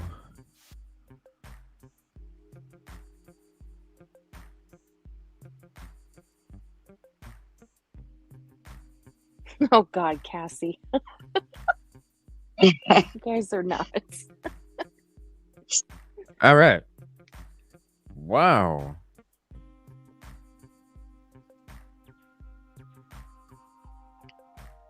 Okay, I'm gonna hit play now before something else crazy happens. Sorry about that. So this is 5 minutes. I'll get the let me hit like on the video here. I will get the links put up here in a second when everything comes back up here. Gonna need you guys there. So without further ado, let's bring David into the conversation. How you doing, Dave? Here we go. Hey, man, doing all right. How you guys doing? Doing well. Thank you for coming. That was crazy. Yeah, thanks, man. I enjoy your restaurants every once in a while. Your daughter went. Is it you guys? So we spoke. All right, sorry. Is it skipping for you guys now? Like CJ, it was last night? in theirs, though, they did have a little bit of issue on and off too, because I did go ahead and watch this earlier today because I didn't know what time I get home last night. Right. But they had a little bit of the sound on and off. Right. And a little bit of cutting out, but it wasn't often and it wasn't a lot. But there is a few spots where they had some issues too. And that might have been one of them right there. Yeah, that but might not have been mine you. is skipping. Oh, yours is doing it? No, I'm skipping and it's paused. Like you Oh. guys are skipping on my yeah. Like Really? it was last night. We are when we talk? Maybe I need to do a disk defrag or something. Yeah, because like everything was Oh. cool and then all of a sudden shit went wacky. And now all of a sudden it's like skipping like it was last night. I don't think it was the internet. Oh, Or because I'm hearing you StreamYard. fine. Maybe it is StreamYard. I don't know. Maybe it is. All right. No, like you guys are skipping to me. Is everything? You had some too, Silky? Oh yeah, she I mean, I did remember the today. audio thing in the beginning. Yeah, I remember the Yeah. audio thing in the beginning. All right. Well, fingers crossed. I'm gonna go ahead and play it, and let me know in chat, or you guys let me know if you notice any issues or anything, because we can definitely just talk about other stuff, and I can wait until another night to go into this if we have to. This is something we got to be able to listen to, without it skipping and stuff. So, all right, I'm gonna go ahead and hit play. We really do. Thank you all, and thank you to our moderators. We're gonna need you guys there. It keeps so. without further ado, let's bring Dave into the conversation. How you doing, Dave? Hey man, doing all right. How you guys doing? Doing well. Thank you for coming on. Yeah, Yeah, thanks for having me. What the heck? I enjoy your restaurants every once in a while. Your daughter Wendy's doing really well. His restaurant. That's Big Blue. Dave, So, Wendy's. we spoke. Oh. We spoke a little bit, last week. You've come out on TNT with Truth and Transparency with Elena. Great interview. I was in the live chat watching that. There was a couple of questions, from folks that they were wanting, I guess, answered, and the first one is that I guess people just don't understand is one, have you been following the Kohberger case online? Has this been something that you've been following on YouTube, watching creators? Is it something that's new? And what kind of turned you on to Truth and Transparency and to also the Drunk Turkey Show? Thank you, Angel D. Yeah. So, basically, Jane, I told you, I was kind of close to some specific stuff that happened. Right. And when it did happen, I started looking into, the two individuals, and I ended up watching, basically like the body cam video of, like her DUI. And then it kind of led me down like a little rabbit hole, and I was like, yeah, I don't know, I was just kind of like up late one night and just kind of stumbled across, I think it was Lana's channel first, and then I found like her channel, and because I didn't realize a lot of people were trying to like look into her as a part of like the 4 murders, and then I just kind of started just seeing what like you guys were talking about, the videos you were posting, and YouTube were the first that I saw, and honestly, I just kind of felt like you guys were the ones I should come talk to, Right. That's interesting. Thank you for the sub, Amy Griffin. I appreciate it. Hopefully you enjoy the videos and the lives, and feel free to let us know your thoughts and opinions. We explore and share and appreciate everything over here. So thank you again for the sub, and thank you for coming to check out the show. Like I'm nervous as hell right now. Still, Yeah. It's tough, kind of, still doing this no matter what. But I don't know. Just something told me and especially like after watching a couple of videos you guys put out, it just didn't seem like you guys were like clout chasers or trying to call everyone liars or exploit the situation for your own like personal benefit. Right. Yeah. So that was just kind of like my path and my journey. I just kind of ended up stumbling across it, and then I saw the video where WS Kim came on, heard what she had to say, and like I said before, it just kind of like opened my eyes. Like I was telling Lana, a lot of us are with each other 99.9% of the time. We hardly ever talk to our parents. Maybe a couple text messages, phone call once a week, that type of stuff. So we think everybody knows what we know. And, just like that especially just kind of like opened my eyes to like, holy crap, I didn't realize like the whole rest of the world doesn't know that like so many of us knew, and how we knew, and like what happened, how the information got relayed, like so casually through like Snapchat.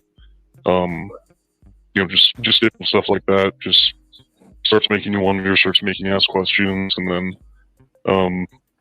just kind of like started looking, started watching, and then I reached out. Got you. Thank you so much for reaching out. And then, of course, that's so cool. Our deal here is when it comes to, somebody that does want to come forward, who is a little bit nervous or uncomfortable with their identity, things of that nature. We're not going to force anything or force any questions. When something comes across that you're uncomfortable answering, for whatever reason, you don't have to give us one. The folks in the live chat don't deserve one. It's keep that completely up to yourself and just say, hey, I'm not comfortable, or I don't know that question. That's so cool. Like, he's just checking out some shows,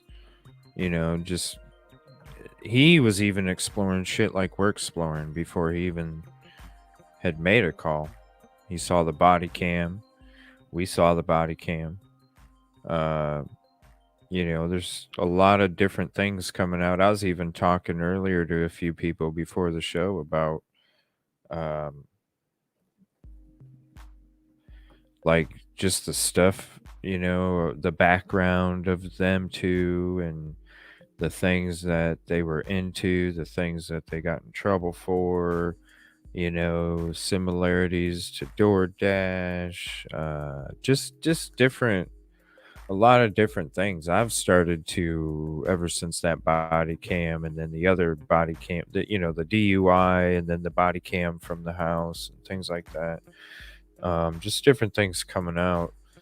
I've even started to really explore that part of it, and that's just really cool. That's nothing but respect for the creator to the guest, and from the guest back to the creator. So he, like he said, he watched a couple shows. He understood where they were coming from, and he's nervous, but at the same time comfortable enough to at least hop up on an open panel and talk to him, even though it's anonymous. And and it is a voice change that is on there. Now we've been talking about this for probably 45 minutes now. What's up, Kevin? Now we've been on this for about 45. All right, so we're gonna get back in there. You basically asked him, what'd you guys think? What'd you guys think of what Dave said when they asked him how he came across Truth and Transparency in their show, and what made him want to call in? Why do you think he wants to have his voice blocked? Because all the crazy shit he says when it comes to the substances and all that, or just the people involved, or? Well, a lot of people might recognize his voice. Yeah, afraid of the people involved. Yeah. I don't know. I thought it was pretty nice. Like, it was a pretty good answer. And hey. Where'd SRB go? Oh, I don't know. I'm looking at it says device not connected. Oh, dropped off.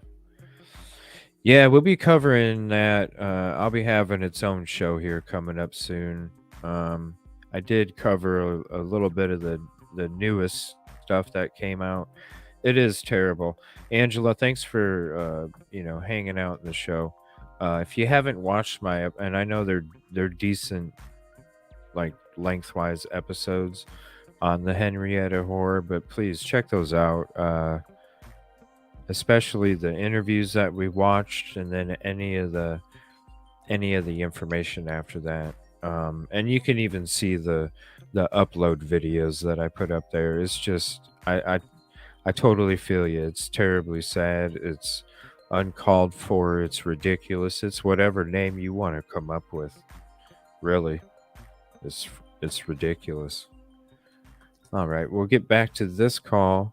So now they're going to get into, I imagine he's going to say a lot of this stuff he said. If you want to check out our reaction when it comes to the Truth and Transparency call, we did that a couple nights ago, but definitely always go hit like, sub, and share the content creators for giving and allowing us to use this content, to have a conversation about this and to have information as well. And so you mentioned that early that morning, of course, you mentioned early that morning that you had, the morning of November 13th. This is the after the incident had occurred. The incident occurred in the evening or in the night between November 12th going into November 13th, around 4:30 in the morning. You mentioned that around 9:30, you had seen some chats going through referencing what had possibly occurred. Were all of this on Snapchat? Yeah, all the ones that I can remember were Snapchat. I might have had like one or two super close friends like directly texting me. And then like my mom, when she reached out, she ended up texting me too, like my phone number. But we were all, because that's where all of our group chats are, and so it's just easier to talk to everybody all at once, and so it was just all through Snapchat. And without giving names, like some of the information was coming from a certain group. Is that correct? Yeah, basically, yeah. And so, and we can speculate that it was majority of the information came from the sorority, or it's at least was tied to the sorority, the Beta Pi Phi. Is that correct? Pi Beta Phi, yeah. Oh, sorry about that. I got dyslexia. Things get backwards No, it's all sometimes good. on me. And so, they drill it into us. So yeah, I can imagine. I've seen a few of them, and I was like, man, some of those are the same, and so are very close, and some of it is just different backwards. Every time they say the name, I don't think it's Pi. Yep. Right. And so, your initial thought when you saw those messages, did you, or was anybody aware that the police were not informed at that time? Or was y'all assumption that the police were already informed?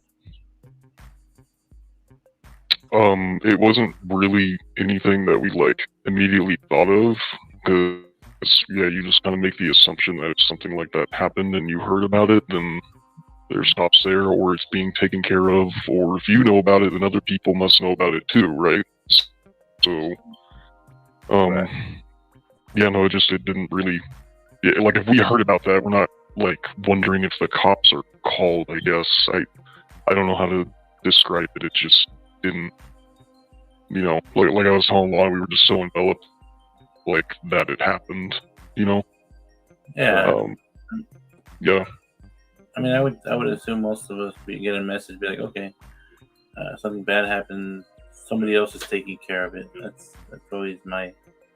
Well, you'd also assume that if information is getting out to multiple people, that information has also gone out to the police. You know what I mean? I agree with that. I would assume that would have been the case as well. Or like their parents or something. I mean, I would assume kids would also tell their parents, "Oh my God, Mom, like this just happened." You know, I don't know. Gotcha. Yeah. And so, were the names of the people whose lives were taken in those chat, or was it just something that was like it was known that something horrible had happened? There were a couple that were thrown around, but it was like we didn't know for sure, you know. But we knew it was at that house where those girls lived. We just at the time didn't know like what girls or how many, you know, like that type of stuff.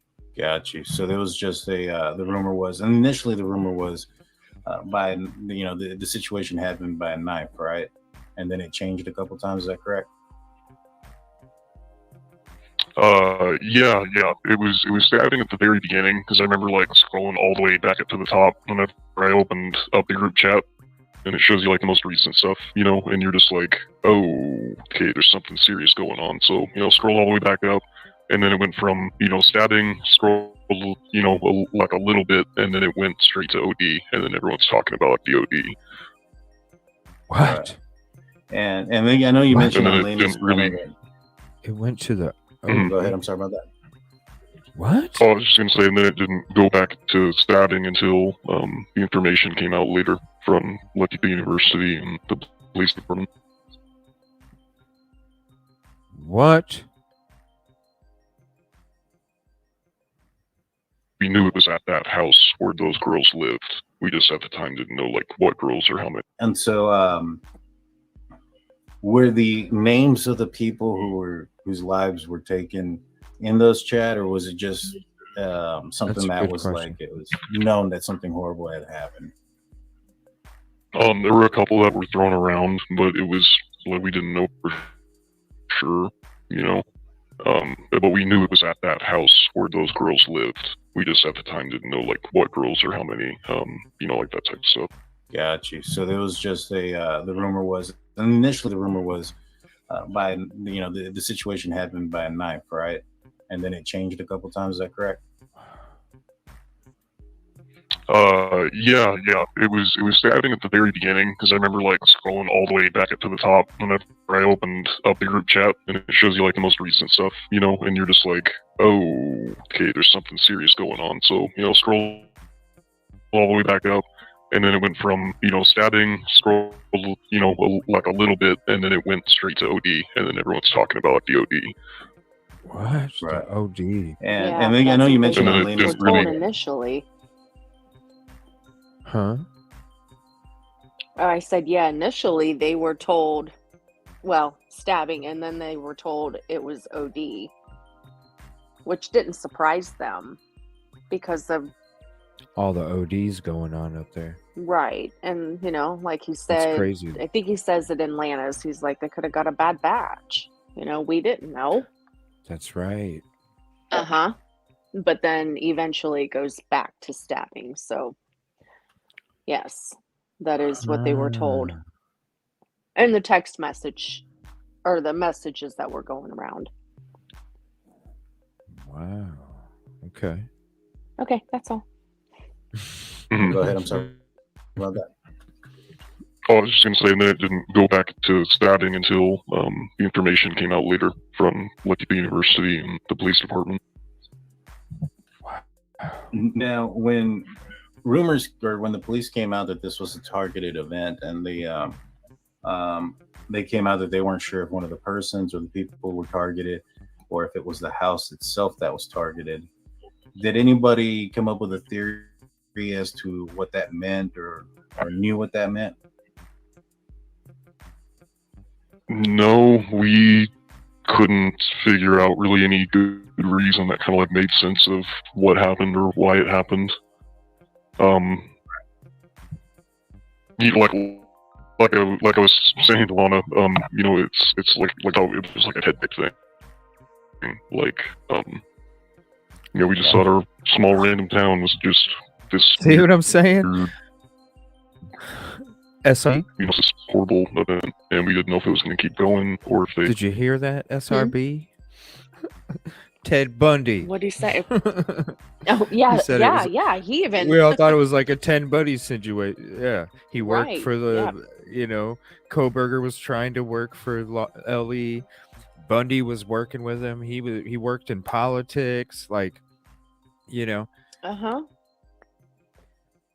Yep. Even they they were went onto to the that. same, they were in school in the same damn state, yo. I mean, that's why I'm thinking, that's why I was like, it Right. reminds me of Bundy. Like, Yeah. I don't know.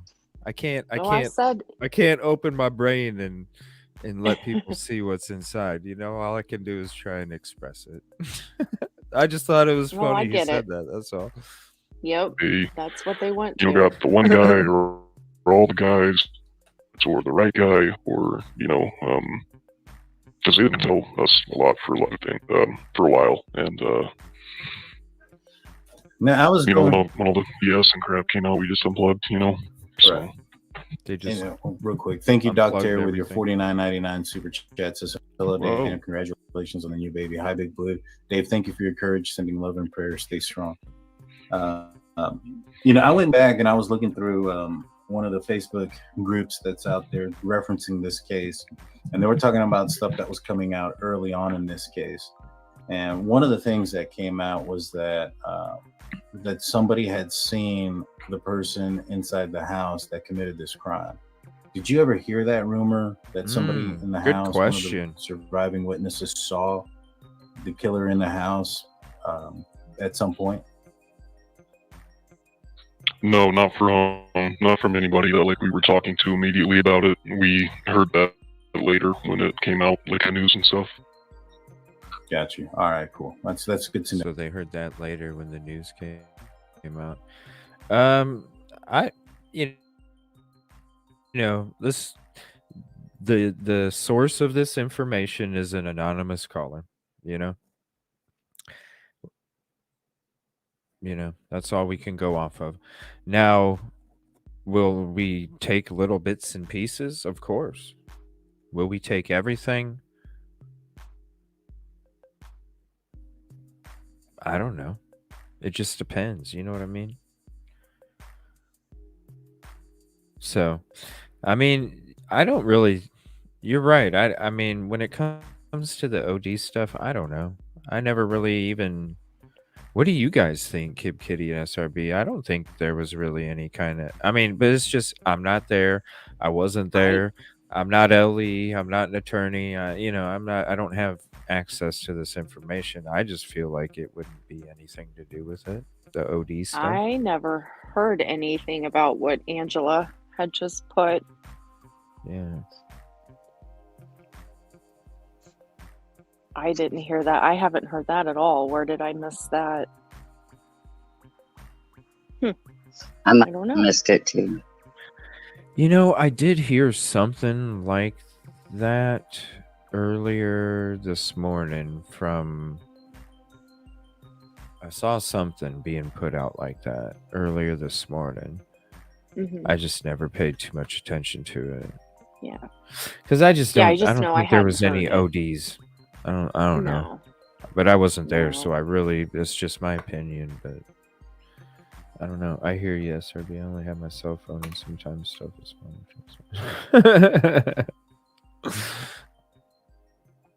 No, that's one thing that I wanted to know. And you've sent me pictures of where your fraternity room house is compared. I was gonna say I relative to never. this home. The 11. I was gonna say I had seen something this morning, but honestly, I was support. It's Flora Week for a lot of the content creators that support me, and I support them, and so I was just hanging out around a lot of their shows today. I just saw something come across, but I don't know. I just don't. I don't even feel it in my gut. It's not. I don't know. That's just me, though. Having witnesses saw the killer in the house at some point. No, not from anybody that like we were talking to immediately about it. We heard that later when it came out, like the news and stuff. Got you. All right, cool. That's good to know. That's one thing that I had wanted to know. And you've sent me pictures of where your fraternity room house is compared to relative to this home, the 1122 Key residence, and it's fairly close. And one thing that kind of surprised me a lot was the fact that you had mentioned to me in the interview that police never interviewed you, yourself, or any of the fraternity brothers that you have from that house. Is that correct? That's crazy. Yeah, that's correct. They didn't talk to us, didn't even search our trash. Because we have dumpsters, like commercial sized dumpsters on our property. Each fraternity and sorority does, and they're easy. Like you can just walk up to it and put things in it super easily. They didn't even come up and check those. And that don't surprise me because there was one dumpster that didn't get checked that was already inside the garbage truck by the time Ellie showed up because of the 911 call not taking place until damn near noon. So I'm not surprised that they didn't check that trash either, because if they didn't, I mean, they missed one, got in the garbage truck. Did you ever go to the landfill? No. No. Why not? Well, doesn't sound like they check trash around anywhere. Why not? Right. And then if it is true where none of him or his friends were interviewed, I mean, that's odd too. But I don't. Shit just is. I don't know. Today is a curveball in this freaking thing. It's like the sheath is not being used now. The 20 skin cells. Given Like, how big what this the case hell? is, I can't believe they didn't talk to everybody within a 3-block radius. Right. I mean, there was only 6 of them, but they had the FBI. They had FBI. The state soon after. police. Yeah. They had enough people that That could have too. been going door to door, asking, talking, anything. Unless they were relying on people to come to them with information because Well, that's not a they real good didn't. thing to do. Maybe they didn't want to interview people that didn't really know anything about what took place because they wanted to keep that bottom dollar coming in. They didn't want people scared. They didn't want to put up a reward when the whole community was walking around scared for a month and a half, almost 2 months. walking around freaked out, not knowing even who to look for or what to look for or nothing. Right. A freaking white Hyundai from a fucking gas station photo that somebody had to go back and check because you didn't even. They had to be so damn scared. You know what I mean? Like, and there was a lot of white Hyundai Elantras in that town. Oh, there is. There's like 90. I remember when they came out with that photo of the vehicle. I remember people were looking up how many registered white Hyundais just at the university. It was like 90. What was it, 92 or something? 93 fucking white Hyundais were registered just to students. So, yeah, there's a lot of them. It was like, wow, everybody. And then, I don't know. I would think if you're driving in snow all the time, wouldn't you drive in a color vehicle instead of a white one? I don't know. To me, I was like, why would so many people want white cars up there? Oh, heck no. My white when it probably vehicle snows a lot. No, my white vehicle doesn't look near as dirty as my darker ones did. At all. So No, I'm saying the white car is in like if you get stuck or stranded, how is somebody Oh. gonna notice a white? True. Okay. That's what I'm saying. Like, how is somebody gonna notice a stranded if you drive in the snow a lot? You know, I imagine there's got to be a lot of snow up there. No, like you're like close to Canada. Yeah. There's got to be a lot of snow. No shit.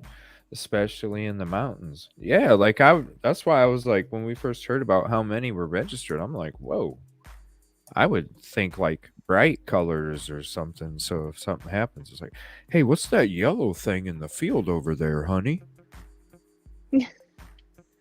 Well, I have to admit that's not something I would have thought of when picking out a color of a vehicle. Sorry. That's just my mind. Like, I don't know. That's the shit that I'd be thinking, like, all right. Like, time to trade, SRB. Yeah. I guess so. Get rid of my white vehicle for the winter. Hey, I'm telling you. Like, you just, I don't know. You just never know. Give me 1 second. Cassie's coming up. What's up, Cassie? Hey, you're asking about the snow. Hell yeah. I mean, shit, we get a lot of snow just down here in our little corner, but the closer you get up there to like Ponderay, which is Hayden area, not too far from Pullman, it gets really snowy up there. Like blizzards and stuff, right? Oh yeah, and that little like, pass between Pullman and Moscow, I mean, that gets a lot of snow. And then it's got to be so cold up there that the snow ain't going nowhere. Once a big snow gets dumped, it's there for a while, right? There's snow on the mountains right now, CJ. Huh? There's still snow up on the mountains right now, even though it's high 80s this week. Isn't there snow always on the mountains? Or does it? No, not these ones around here. No? Not in the dead of summer. No, it usually starts to melt around this time. Like, it'll be completely melted by the end of June. Huh.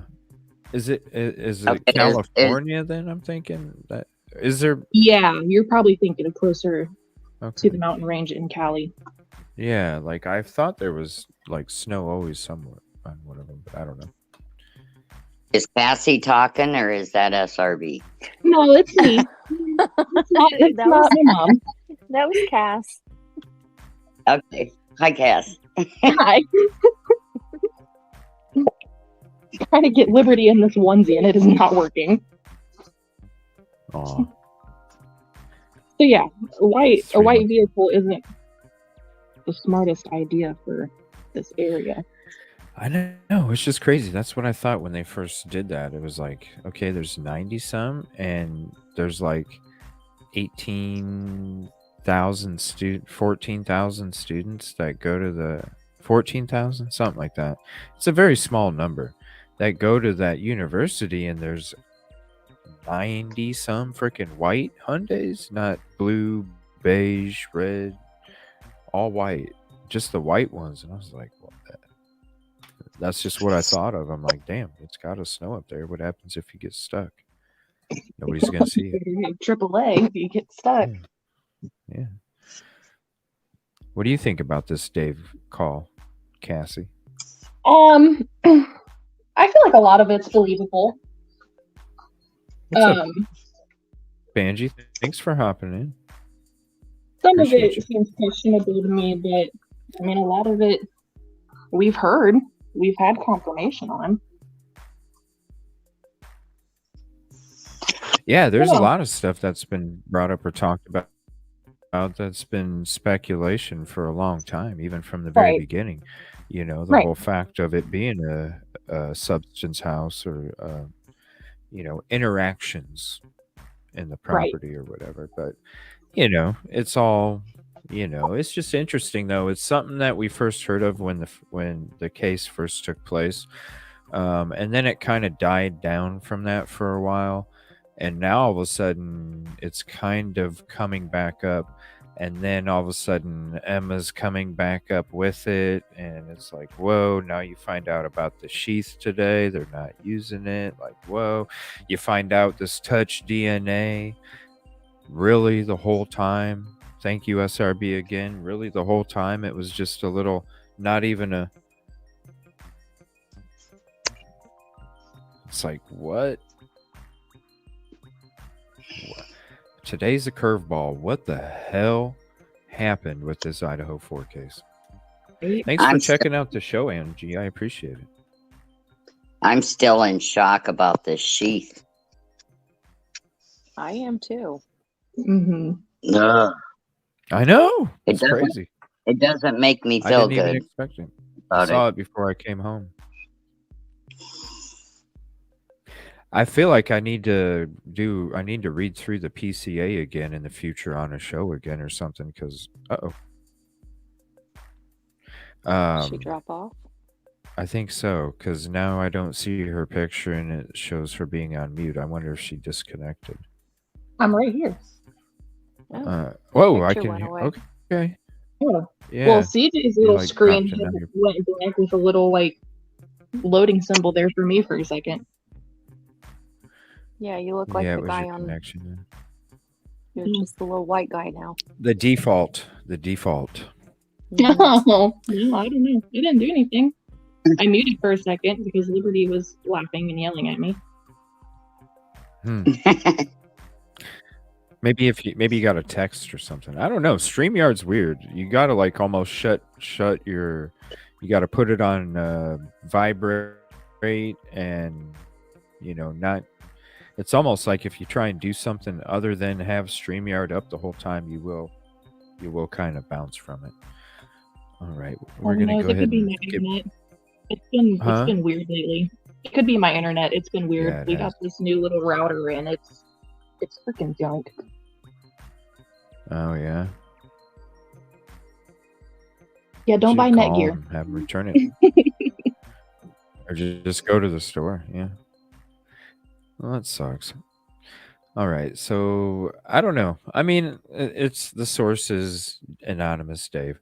I would love to talk to him sometime. Shit. I mean, the dude is interesting. I got to admit that. The dude is very interesting, and he's very calm, collective, and respectful. There was one comment he made to Truth and Transparency that I was like, whoa, dude. Like, when it came to him, saying that the person that committed the crime had to have seen DM. And that's when I was like, okay, let me explain to you all why I think he didn't see DM. Like, seriously. And I definitely don't think he did. Yeah. And that's what spawned the upload video that I made last night after the show. Because I was like, man, I really don't. I mean, that's what I've felt the whole time. If you go back to the shows in the very beginning, when I started doing the show, I said that shit this whole time. That's why when you're leaving, you can't. And that was before we even knew somebody's seen him. I'm like, the dude had to. This was just more about the physical, not about can't seeing nothing. I'm just saying the crime that took place and you have all that stuff. How are you even going to see is what I was saying back then. But now it's like, yeah, you're not going to see shit in the corner of your eye. Because especially in the night when somebody's peeking through a cracked freaking door that's not trying to be noticed. You know what I'm saying? Like that door is going to be like this. It's going to be so cracked freaking small and blurry. There's no way. There's no way. You're just trying to get whatever shadows would have been casted, depending on what lights were, or if there was lights on, like that little sign. Yeah, but even if there's no lights on outside, you still have the illumination of outside. That's true. Yeah, and you have a big sliding glass door that has no kind of curtain, no kind of cover over it. You know what I mean? Like I've been around sliding glass doors inside of a house at night in the dark, and there is illumination. So when you're walking through a pitch dark house and you're still fuzzy, you can still see any kind of illumination coming through that because it's such a wide, large area. That's just my opinion, though. People can think differently if they want to. It's no worries. All right, I'm going to get back to this call here, and we'll see what else he has to say. Thank you for hopping up, too, Cassie. No problem. You know, we have dumpsters, like commercial-sized dumpsters on our property. What's up, Alice? Fraternity and sorority does, and they're easy. Like you can just walk up to it and put things in it super easily. They didn't even come up and check those. Damn. That's just crazy. That's insane. And you said that you'd seen, law enforcement presence throughout town, and had even mentioned maybe perhaps. I know that I've gotten this in my comments in a bit that law enforcement may have been staying on campus. Is that correct? Yeah, they were housed in Targhee Hall, like specifically that's the building that they were in. There's like a couple parallel parking spots that are right in front of that building on the street. And there would always be like ISP cars and blacked out Chargers and like SUVs and stuff there. Did it look like they were investigating somebody in the University of Idaho or the school itself? You never really saw anybody come in or out. The only time I ever saw them was like if I stayed up until like 2 or 3 o'clock in the morning, and then you'd see them kind of leave, maybe get in their cars and like drive somewhere else or go to the house and do stuff there. They were like super secretive about like everything that they did. We just knew they were there because they have all their cars parked out front, and that's one of like the unused like student housing buildings on campus, so they just threw them in there. Gotcha. And that makes sense. Out here in Texas, we have a border situation, and we have a lot of law enforcement coming across all over the state of Texas, and they're staying in random places, whether hotels. If those are full, then they'll stay in college dorms and things of that nature. And so it's not uncommon for law enforcement to utilize housing when they have it available. Billy, do you have a question? I was saying they even built like a little mini base out there in Del Rio. Yeah. RV trailers and gated entrance and everything. So one question that comes up quite a bit was the FBI there before the incident, or was that something that you had noticed after the incident as far as law enforcement? No, they all showed up after. Okay, good to know. Go ahead. Before all this happened, was the police force big there, or was it like a small force like you would see? No, we've always had a small cop force of 1 to 2 dozen maybe cops total, and like any given moment there's maybe half a dozen or a dozen working. Wow. I mean, it's not very big, though. And so I don't know. In our conversation, another you think thing there'd that be more though for 25,000 stuck out to me, population, so to speak, was or whatever. You knew or one or all of those boys that got pulled over for the MIP, and that they had gone back the next morning to locate an item in the grassy area between 9 and 9:30. Can you describe to us who they saw out there, and when did you first hear that information? Whoa, I didn't know info was. I first heard that back in the fall. I don't remember when. It was towards. It was like near the end of the semester. I can't remember if we were in school or out of school or not. But yeah, I remember hearing that a little while ago, And yeah, they basically said two of them went back and went to go walk down the hill to go look for the object that they dropped in the grass. And yeah, they basically just like looked up and across the street.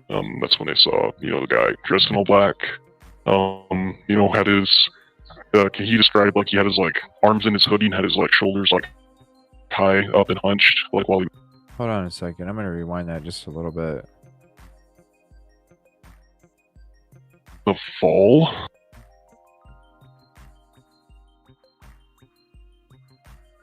And that they had gone the next morning to locate an item in the grassy area between 9 and 9:30. Come on, YouTube. Okay, good to know. I'm gonna get back to the beginning of that. Before all this happened, was the police force big there, or was it like a small force? Like, no, we've always had a small cop force of 1 to 2 dozen, maybe cops total, and like any given moment, there's maybe half a dozen or a dozen working. Yeah. And so, in our conversation, another thing that kind of stuck out to me, so to speak, was that you knew or one or all of those boys that got pulled over for the MIP, and that they had gone back the next morning to locate an item in the grassy area between 9 and 9:30. Can you describe to us who they saw out there, and when did you first hear that information? I first heard that back in the fall. I don't remember when. It was towards. It was like near the end of the semester. I can't remember if we were in school or out of school or not. But yeah, I remember hearing that a little while ago. And yeah, they basically said two of them went back and went to go walk down the hill to go look for the object that they dropped in the grass. And yeah, they basically just like looked up and across the street. That's when they saw the guy dressed in all black. Had his he described like he had his like arms in his hoodie and had his like shoulders like high up and hunched like while he was walking. I mean, and I'm sure that's true, Angela. But I'm saying like during a snowstorm and where the car is in some snow, so you wouldn't be able to see the tires and there wouldn't be any grass around there. That's what I was referring to. I don't know though. I don't live in the area. I just live in an area where I imagine it's a lot of snow. And I imagine that with the types of weather that could take place up there when it comes to the blizzards and the snowstorms and stuff, that there would be a lot of hazards on the roads and things that would cause a lot of accidents. I used to live in an area where there was a lot of ice storms and some blizzards here and there, but they'd have some ice storms too. And that's one of the reasons why I wanted to move, because of the hazardous conditions and what it created when it came to me almost slamming into a tree. So that's, I don't know, but I don't live in that area, so that's the only reason I would like, if I was living in an area where it snowed all the time and there was blizzards and nasty weather and hazardous conditions and all that other stuff, that's when I wouldn't be buying a white vehicle. That's all. Like kind of like just really like hunched over, He wasn't like squatted down and hunched, like crouched or anything weird. He was just like walking, but like the way he was walking was what they were talking about when he was like spray hunched. paint. And yeah, he was just like dressed head to toe, and he said like he ended up like looking up and he made eye contact with him. And yeah, he just got like a super strange feeling in the cold, like just weird stare that came back at him, and he said it like freaked him out. And yeah, that's basically he just grabbed his stuff and walked back up the hill. And so this encounter happened. That encounter happened in the grass. Yeah, so they were at the bottom of the hill. Okay. Because that's where the cop like hit him with the light. It was like right after they crossed the road, and it's flat for a ways, like probably like the width of a football field is what it's flat for, and then it goes like up like pretty steep to where the houses are. Right. Um, Where the apartments and are. so the cops hit him whenever they were like on the flat part of the field, like I don't know, a decent ways in, and so they had to walk like a little bit far, kind of back to the road to go get it. Yeah, and then that's when they looked up. You know, they saw the guy, and you know he had apparently like a thick brow, you know, like a big nose, and just like this, you know, this rough stare. You know, he said it was just like really cold and just like freaked him out. That's the word he used. What do you think about that, guys? That That's pretty I don't fucking know. crazy. That part is That's pretty fucking weird. crazy. And Ray, just so you know, I'm gonna get orange flags now.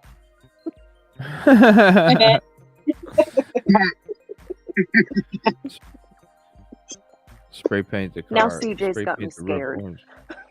Oh my I'm just god. saying. No. I don't know. I Yeah, think of everything. I don't that's- know. It's Yeah, I don't know either. It's very detailed. And I don't know. It sounds crazy. Huh.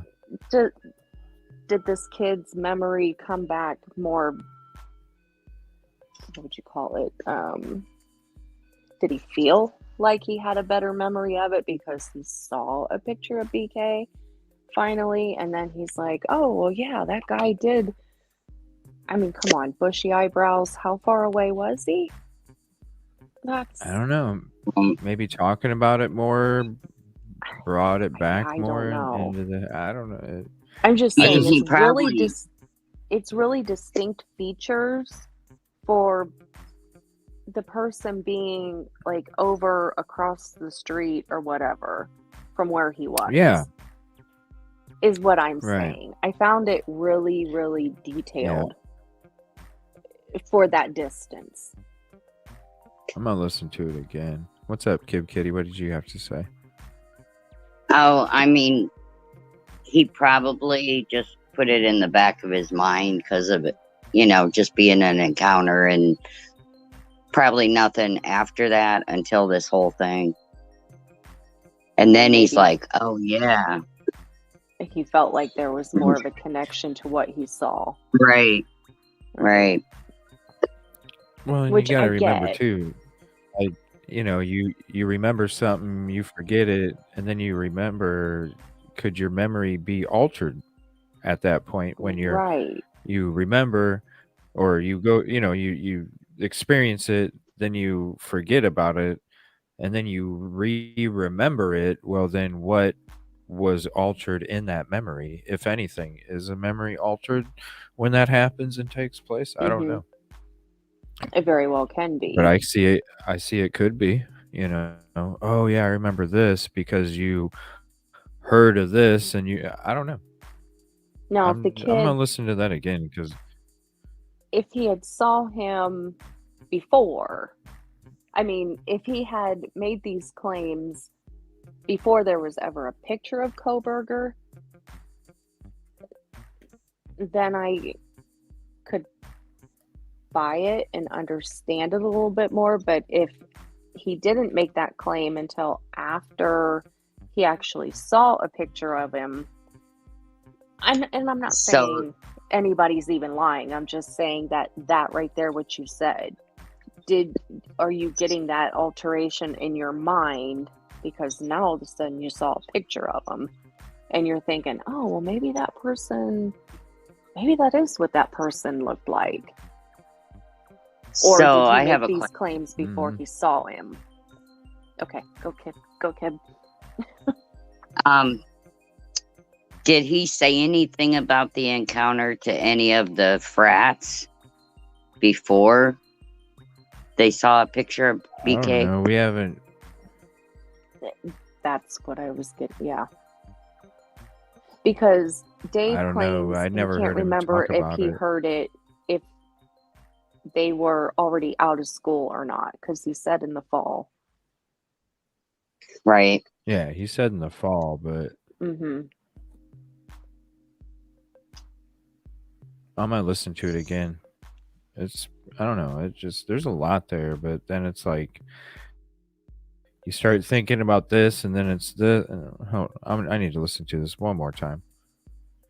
And so, in our conversation, another thing that kind of stuck out to me, so to speak, was that you knew or one or all of those boys that got pulled over for the MIP, and that they had gone back the next morning to locate an item in the ground. So the 4 people. I thought there was 3 guys. He's that talking night about. in the band He field. just said the 4. He did. Of 1 to 2 dozen maybe cops total, said and 4. like any given moment, there's maybe half a dozen or a dozen working. Yeah. And so, I thought there was. in our conversation, I thought there another was thing 4 that kind people. of stuck out to me, so to speak, Was there? was that you knew or one or all of those boys that got pulled over for the MIP. Oh, one or all. And that they had gone back the next morning to locate an item in the grassy area between 9 and 9:30. Can you describe to us who they saw out there, and when did you first hear that information? I first heard that back in the fall. What's up, Ruin? I don't remember when Cherry it Cherry? was towards. It was like near the end of the semester. I can't remember if we were in school or out of school or not. It's a good point. But yeah, I remember hearing that a little while ago, and yeah, they basically said 2 of them went back and went to go walk down the hill to go look for the object that they dropped in the grass, and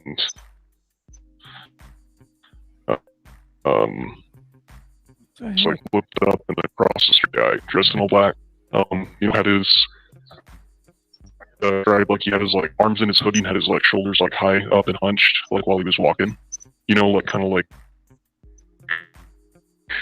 He wasn't like squatted down and hunched, like crouched or anything weird. He was just like walking, but like the way he was walking was what they were talking about when he was like hunched. And yeah, he was just like dressed head to toe, and he said like he ended up like looking up and he made eye contact with him. And yeah, I just got like a super strange feeling, and the guy just had this like real cold, like just weird stare that came back at him, and he said it like freaked him out. And yeah, that's basically he just grabbed his stuff and walked back up the hill. And so this encounter happened. And that encounter happened in the grass. Yeah, so they were at the bottom of the hill. Okay.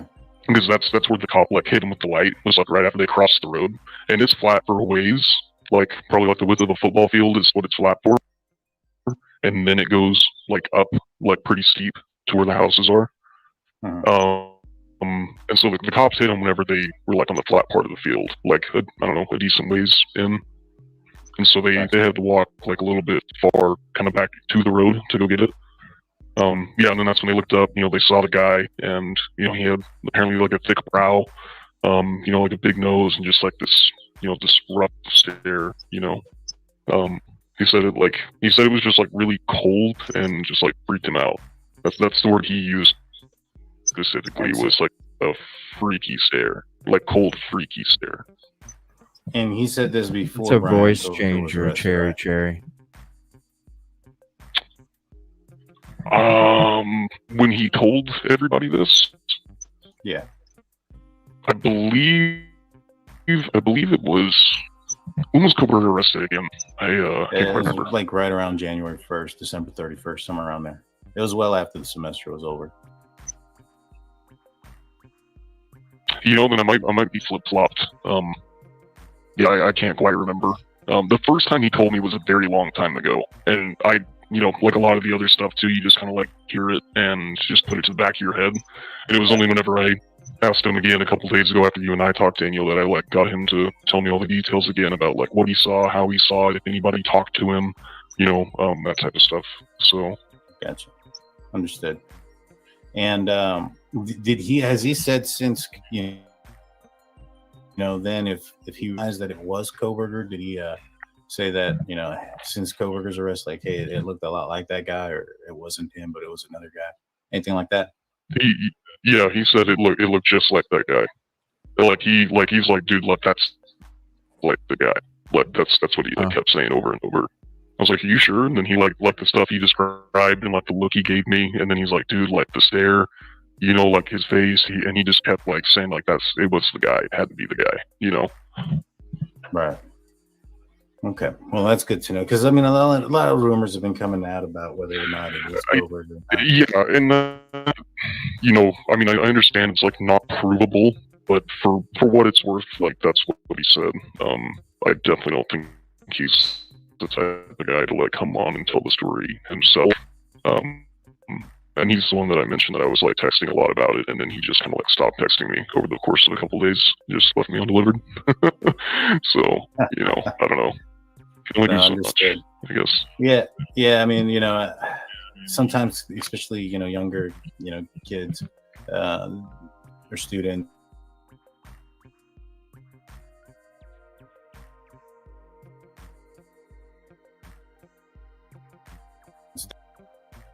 Their schooling might affect them legally, things of that nature, and so we understand that aspect. And these kids told you, I refer to them as kids, but they're young adults. These guys told you that police have never talked to them outside of that night that they got pulled over. That was the only time that they've had any contact with police, and it had obviously nothing to do with the incident that was before. Yeah, I mean, although they didn't have anything to do with it, they were like near the area around the time and all that, and they, he said that they never got talked to. None of the three of them. They didn't come to the house like later on afterwards, trying to ask questions later after. Nothing like that. So, why didn't they say something though? If they got you. And so I know that you have mentioned that you the kids are scared. had known, some of the folks that have lived at that house, whether or not how close you were. Huh? Oh, I said they're young kids, and if they had already had contraband or whatever on them, they don't want the cops coming and talking to them. Yeah, but I'm not saying it's right. I'm just saying I'm not surprised that the kids didn't go to the cops themselves. Well, yeah, they never want to talk. They never want to talk to them. Yeah, they never want to talk to them usually, but right. But man, you see some. Oh no, it's just crazy. But none of the three of them. They didn't come to the house like later on afterwards, trying to ask questions later after. Nothing like that. So, got you. And so I know that you have mentioned that you had known, some of the folks that have lived at that house, whether or not how close you were, we won't discuss that. But you've known other people that have lived at that house. Have you yourself been inside that house? Yeah, I have quite a few times. Okay. Now, so you're familiar with the layout of the house? Yeah, for the most part. The majority of the time we just hung out in the common areas, but I remember roughly where almost all the bedrooms are. Yeah, I remember where all the bedrooms are, like the bathrooms, the laundry room. Yeah. Would it be difficult for somebody to navigate through that house if they weren't familiar with that house, given the size of it, or maybe the items that they may have had inside of it? Yeah, because it's kind of a weird build on the inside. Like on the outside, it looks kind of funky, but on the inside too, you definitely can tell. Mm-hmm.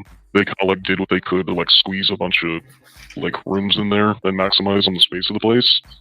So like there's like whenever you walk in on the main floor and you open up like that front door, you just see like a bunch of doors all around you, and then there's a staircase. So like you pretty much have to kind of like guess on which door is the bathroom.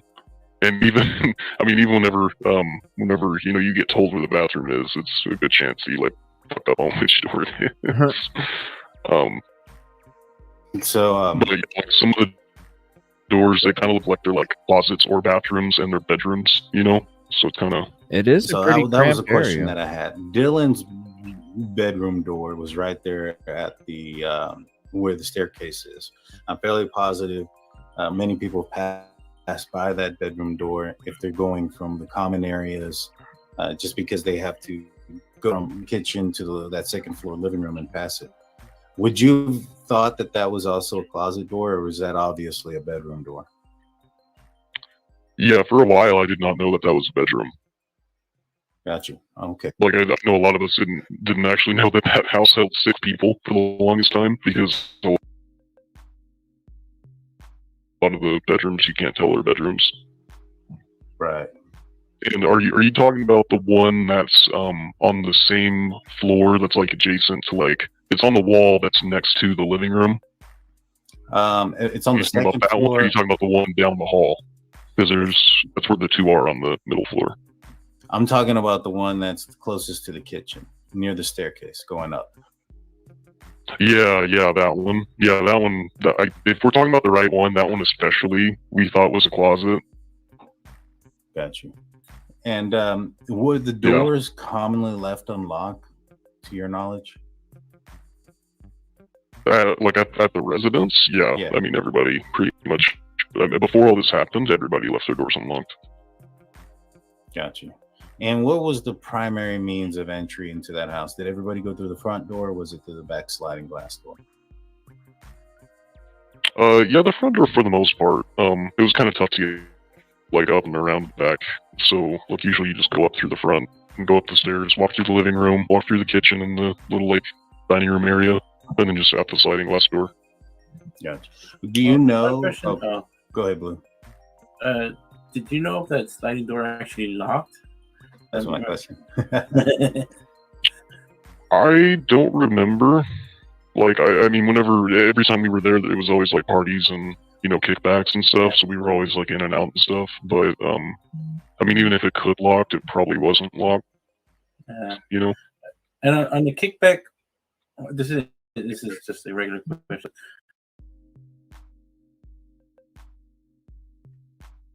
What drinks would they enjoy? I like to drink. What drinks would they enjoy? Wine, whiskey, beer, or the kegers all the time, or is it It really depends.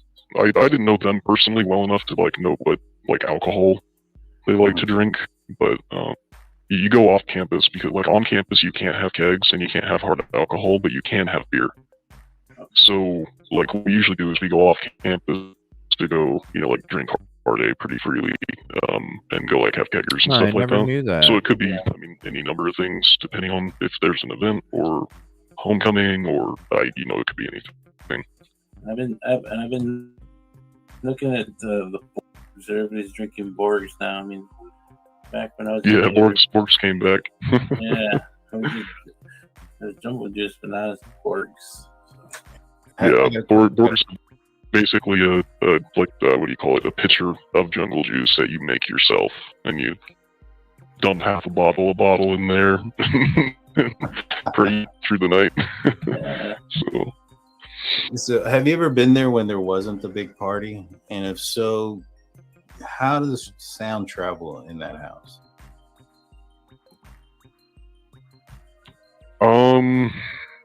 Not too terribly well. The house is like super industrial on the inside.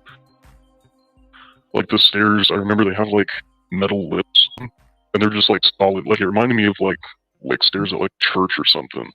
Like that's like the best way I could. Like they were just solid, but the whole house. I mean, it was pretty solid, pretty sturdy. It didn't. I mean, I don't know if it's like completely empty and there's nothing else going on. I'm sure, you know, you could hear something happening, but you know, there's just a ton of like variables, I guess, that would kind of play into it. If it's like dead quiet, like kind of thinking. Got you. Yeah. That was one of the questions I had, because I mean, obviously, you know, we know that the outcome of the incident, that, you know, lives were taken and there was a knife being used, and Dylan, according to the probable cause affidavit, can hear whimpering and words, you know, certain words from certain people. So I was wondering how noise traveled there.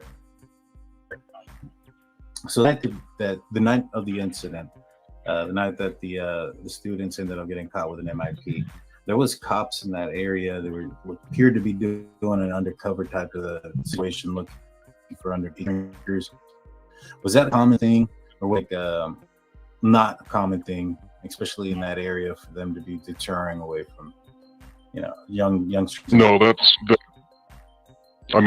like they do that all the time, and when they do that, that's exactly where they sit. They don't do anything different. It's just whether or not they're going to be like dressed up in like their uniform and their badge and stuff, or if they're going to be like, with hoodies and khakis trying to blend in, but obviously standing out, Yeah, it looks obvious.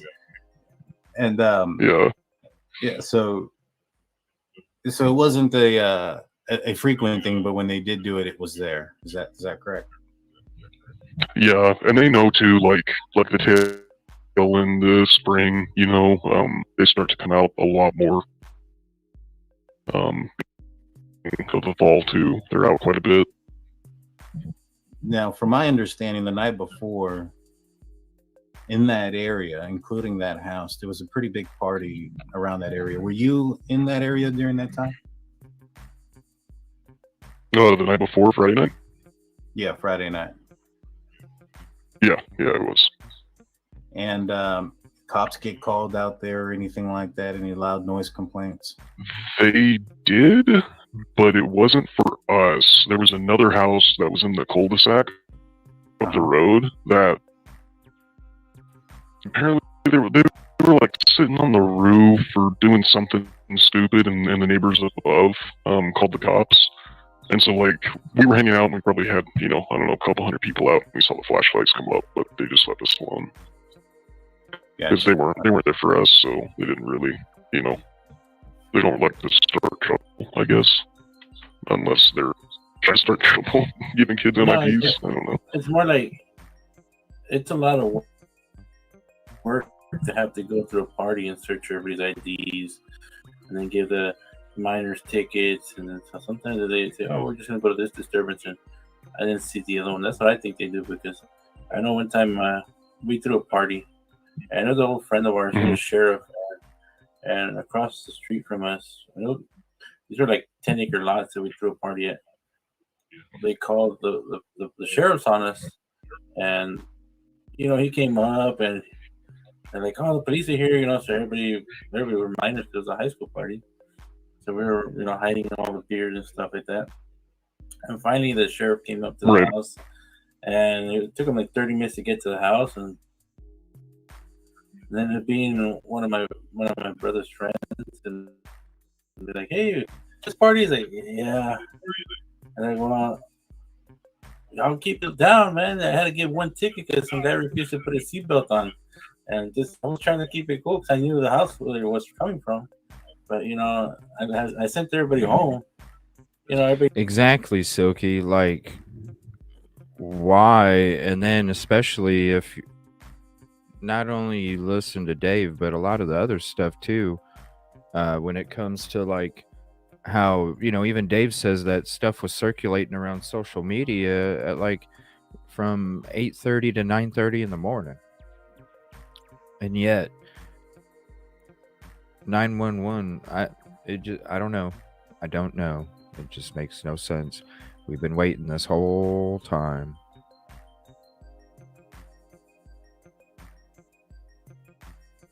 Yeah. I mean, I've gone to when I was in law enforcement, I had to go break up a couple parties. Sometimes, usually when the cops are called, there's usually an incident that needs to be stopped, whether it's a loud noise or a fight or something. Somebody being underage drinking is usually not the main concern unless it's a smaller gathering. If it's a large gathering, then you have other things to worry about. Now, Chief comes in with a 1999 super chat. Says, "Dave, thank you." He's asking, do the students think that Brian Koberger is the right guy? And I don't know if you know any of those are good questions. Information, but was the dog actually at the house, or is that BS? And he's asking if you know Jack D. You don't have to answer the Jack D part if you do know him or not. That's up to you. if you feel comfortable with that.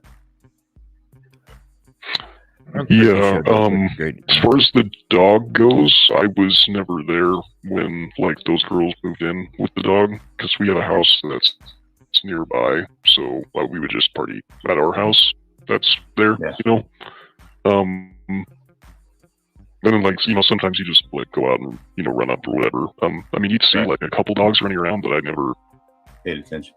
I don't know. I don't pay attention. Yeah, I guess I don't pay attention to dogs really. And then what was the other? What was the rest of the question? Sorry. So the first one was: do the students believe that the police got the right guy? And as far as Brian Koberger, and are you familiar with Kaylee's ex-boyfriend / boyfriend Jack Core? Yeah, no, I've seen Jack a couple times, like at the bars and stuff, but I've never like talked to him, met him, or gone out of my way or anything. And yeah, most of us, whenever they said that they got an arrest and they got the guy, we were like, hey, they got the guy. Did you see they got the guy? This is the guy. I mean, that's So we just the believed police, it, and we all believe it. right? Yeah, 100%. I mean, at the end of the day, when the police come in, and even initially us, police came in, they said they arrested a guy. They have the information. As things begin to release out there on how maybe perhaps the work of the police department wasn't as superb as we'd all like, more questions started to come out. But even ourselves, right off the bat, we're like, yeah, 100% they got the right guy. And so I don't expect anything different from that.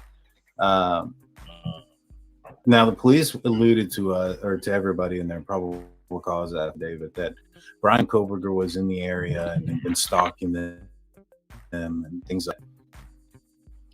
You've never personally seen him or any of your friends ever, outside of the guy that says that he may have seen somebody outside in the grass area. Nobody's come forward to you or yourself have ever seen him before in the area? No, none of us have. We posted the photo in our group chats too, and like asked around, and yeah, none of us ever saw him. I have another question, not really Brian Koberger related, but this comes up a lot. Were you familiar with the situation that happened on December 13th with Brent Kopaka at WSU? Apartment where SWAT ended up taking his life. Was that something that you know anything like? Would you hear anything about that? Okay, I good did night, hear about KibKitty. that. Thank you. Yeah. Did you know Brent or Yeah, ever seen we just him? heard it was like no, we just heard it was like some dude that was like barricaded suspect, suicide by cop, psycho type guy, Nothing much. Really, And that's not a guy that you've I mean, ever that's seen in the the same area? thing. We just chalked it up to that.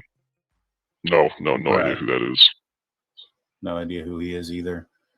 Yeah. A lot of folks seem to try to put in those two situations together. When it occurred, nobody in town thought that maybe perhaps he was the guy, because Koberger hadn't been arrested yet when it happened. Did anybody in town try to connect those dots that he could have been involved in this situation?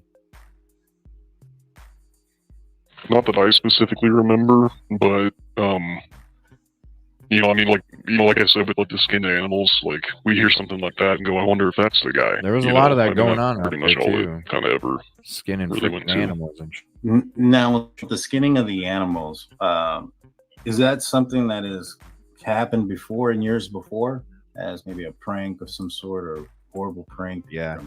Not that we know of.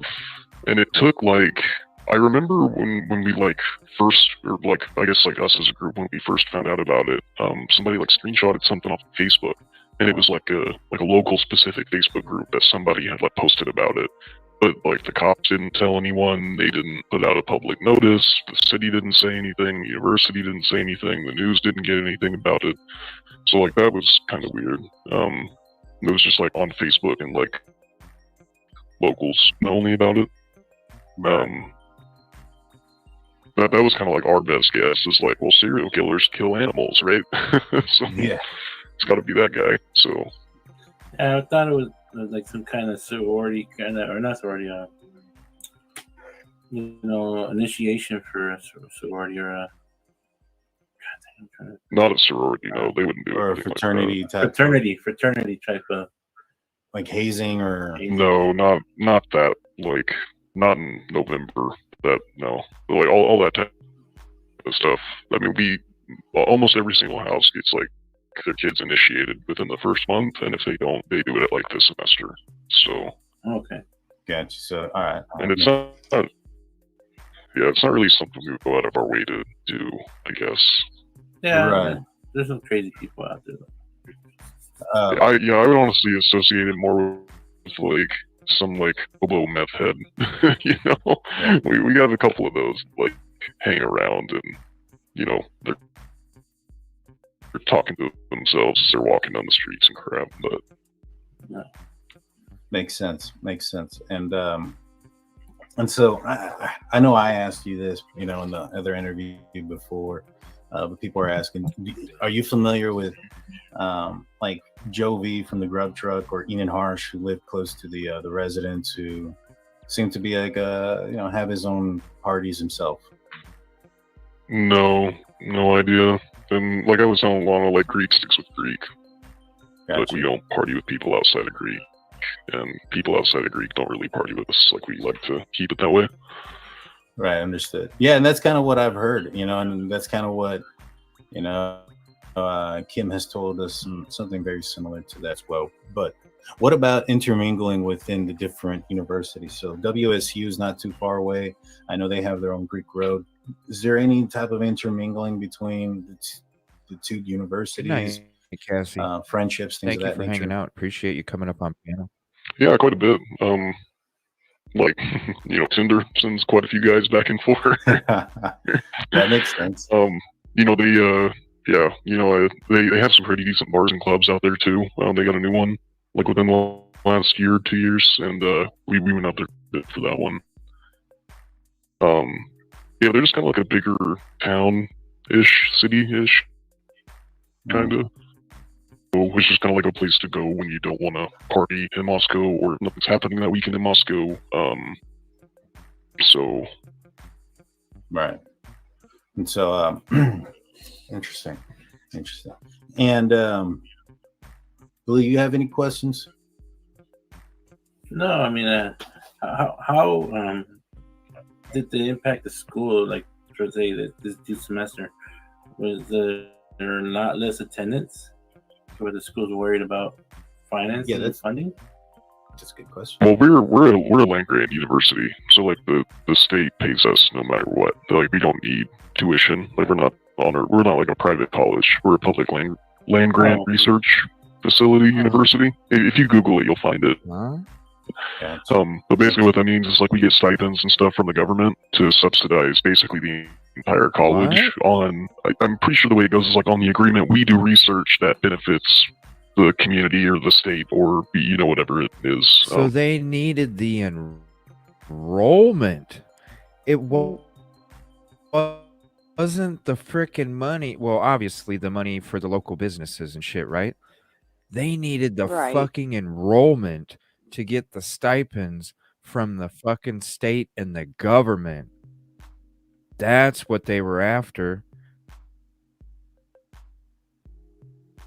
Making sure the enrollment didn't drop, that it went up. Yes. But then he says they don't need all the tuition. Because he'll go on to say a little bit more about it. Huh.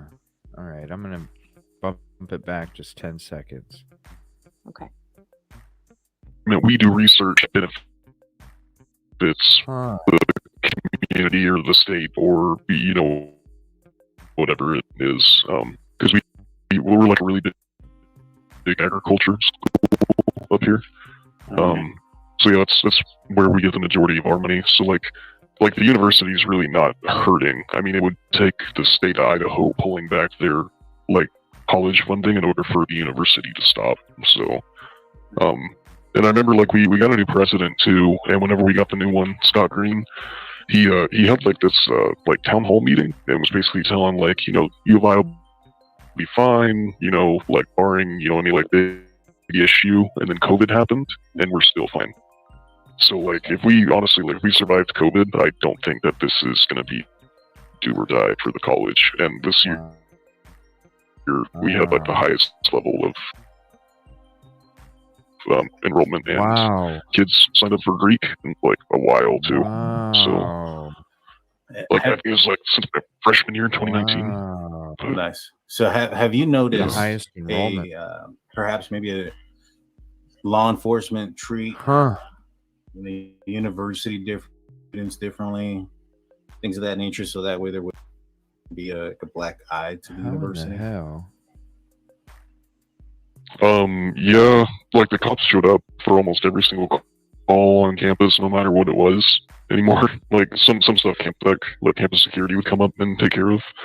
But then like the cops showed up to almost everything, no matter what. And like they started doing like a lot of patrols and just sitting, you know, like on certain roads or something like that on campus, just waiting and watching for nights, you know, like tons of different nights. Yeah. After Brian Koberger's arrest, did you see law enforcement just leave the area, or were they there for a bit afterwards? No, they still stayed for like quite a bit. I mean, mostly like the feds pulled out by the time spring semester came around. Like almost all the feds were gone, and ISP as well for the most part just kind of disappeared. They both like pulled out around the same time. But the university at that point too, they had the security force that was doing a lot of patrols, and Moscow PD was sitting at the house up until probably about a month or 2 months ago, somewhere in there, maybe 3 months ago, and then they started to put the security cars there too. So yeah, gotcha. Yeah. And just to clear up some things, like, because there's some people that are in the chat, like your relationship with some of the people in the house it wasn't very close, right? It was just kind of knew them. You know, a lot of folks are asking questions like, well, do you know anything about Adam and this, that, and the third? And I know in our conversation, in our interview, I know that you weren't really like in these folks' circle. You kind of knew people that lived around them. Is that accurate?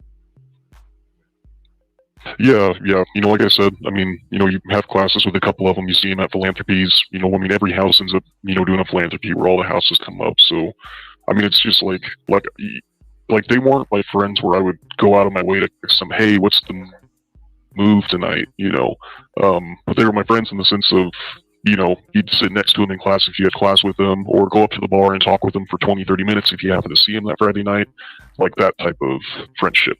And like we have tons of those, you know. A lot of us just know a lot of each other, and like I was saying, it's just like our own little community. Now, I just got a few more questions. I know we're going to only keep you for about 40 minutes. We're at 48. The next. No, you're fine. You're fine. Awesome. So my question is, like, so 911 wasn't called. Sorority was called first. Is that common practice? I mean, let's take out the situation at hand. If there's an incident where somebody gets injured or somebody falls down the wrong way and hits their head, what is the written rules amongst sororities and fraternities? That's a great question. To notifying law enforcement, first responders. Yeah, great question. Most of my experiences with dealing with like people that are too drunk to take care of themselves. And I've seen both. I've seen people get dropped back off at their houses for their house moms to take care of them. And I've also seen people like also get taken directly to the hospital before. Okay. So I have seen that a little bit, and you know there is that. You know, we do know about the immunity thing, but it only works with one person. So if I show up to the hospital with, you know, this person that's drunk and incapacitated, but I have 2 or 3 friends with me, the immunity law only covers me, the driver. It doesn't cover my friends to help me. What? So I thought that was interesting. Good. Yeah. We like sometime, and I'm not saying like we specifically have done this. I'm saying like we in Greek life, like we sometimes do one or the other depending on who's got what interpretation of like the situation, what happened. You know, I don't know. I've seen both. Gotcha. Have you ever heard the term house mom? Yeah. Every sorority has a house mom. What is a house mom? Basically, I mean, most of the time they're former alumni. I haven't heard of a house mom that isn't, but they're hired to basically live in the house, manage the house, make sure the girls aren't, drinking or partying there, not doing drugs or nothing, inviting boys over, making sure they abide by quiet hours, that type of stuff. They basically like run the whole house, like above like the girls' keyboard. Got you. And so, just for like specific clarification, if somebody were to have gotten into a fight or gotten injured in some way, maybe they were roughhousing and hurt themselves, was it common practice not to call police specifically? I mean, it really depends on what happens. I mean, like we've dealt with fist fights and didn't have to call the cops because it's just a fist fight and nobody died. Yeah. But there was also like an incident last semester that happened where there was a party at a frat house and they built like a structure, like a catwalk structure, and I mean it wasn't like approved or no engineer, no architect, nothing like that, and it ended up lapsing and hurting a bunch of kids. And they had to like life flight kids for that, and the cops definitely came. So it's like, I mean, it really just depends, I would see the way I would like look at it personally is like if you had good intentions, like you didn't do something bad, then you would probably feel okay calling the cops, Right. But like we don't, like and in that circumstance, we're not going to call ups on our own brothers that got into a fist fight when there's 20 of us there that can break it up and take care of it, right? Right. So what if it's like an ongoing situation, like somebody just, the house mom's not gonna, like the house mom's not gonna like come out of the house and go to a party and like go do something like that. Doesn't ever happen. Thank you for the sub, CJK. I appreciate it. Thanks for checking out the channel.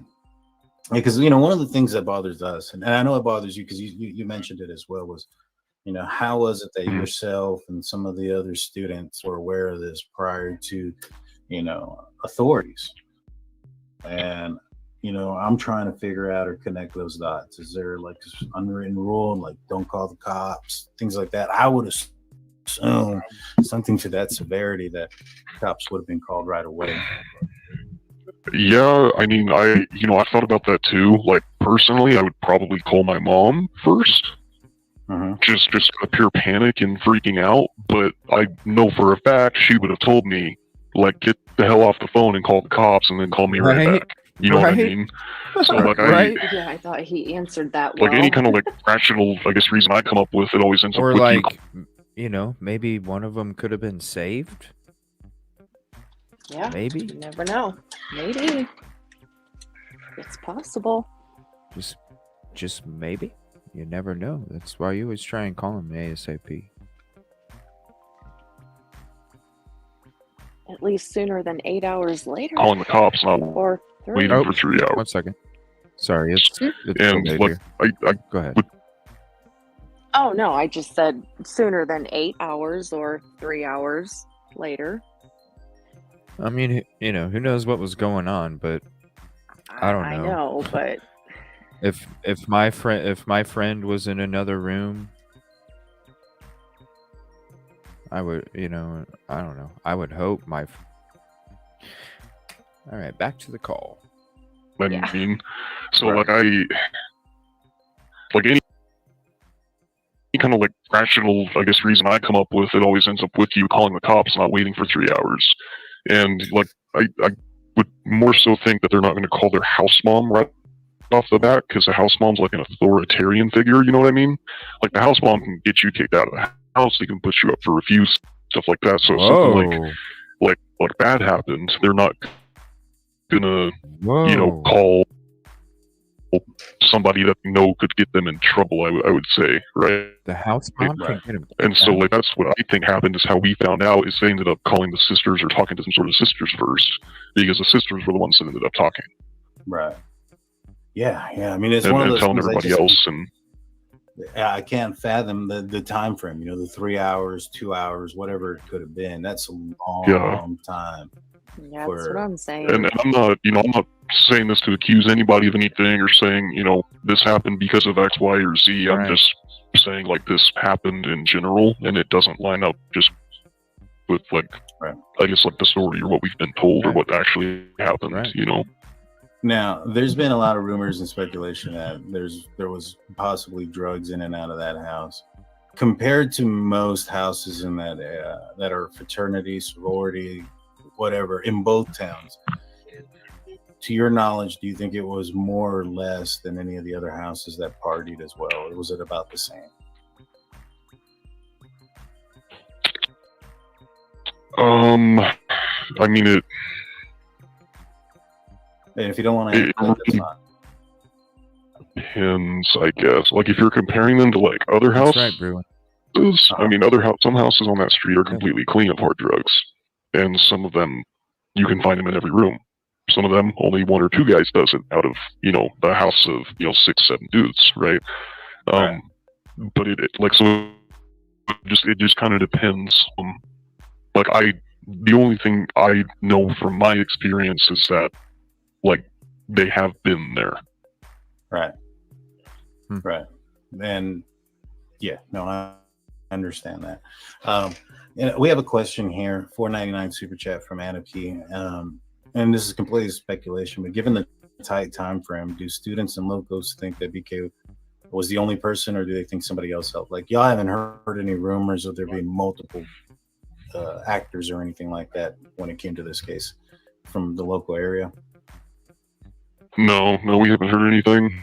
Ever since we caught the guy, we just stopped talking about it. Got you. So it just kind of seems like he got caught and then life kind of went back to normal, so to speak. Yeah, try to, you know, I mean, like, the university still, like, let people, like, take, like, online classes or, like, go online for in-person class, like, if you wanted to, stuff like that. But people, you know, kind of wrote up the spring online or, you know, whatever. But yeah, for the rest of us, yeah, we just tried to kind of get back to normal, you know. I mean, there's a ton more kids, like, walking around on campus, and, you know, like, the parties were back, the listed parties were back. Yeah, you know, I mean, it was kind of, like, slow, but it kind of started to come back, and then, you know, it was just kind of in full swing for quite a bit.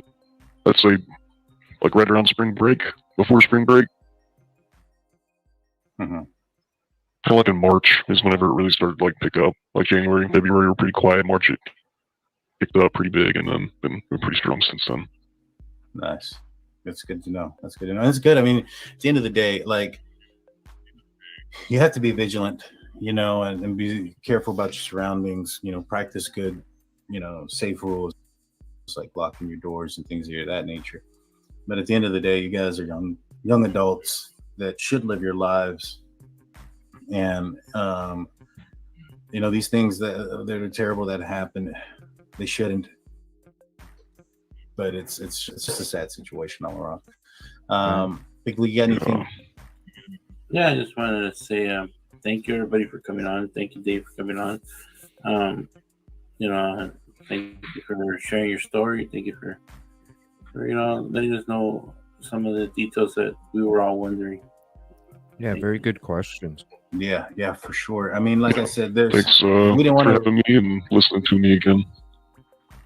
Yeah, we'll be in communication. We'll be talking, and if anything comes up, I'll make sure to ask you, and we'll go forward from there. But I want to thank you so much, and say that we've had a lot of tremendous support from the chat and people that have come forward. Of course, there's going to be some folks that are closed-minded or whatever, but for the most part, it's been very positive, and you know, everybody here thinks that you're doing, and you know, that you're a very brave person for coming forward. Thank you so much. And so yeah, I appreciate it. I do. Thank you. No problem. We'll talk to you later, Dave. Thank you so much for joining. All right, you guys take care. You too. Take care.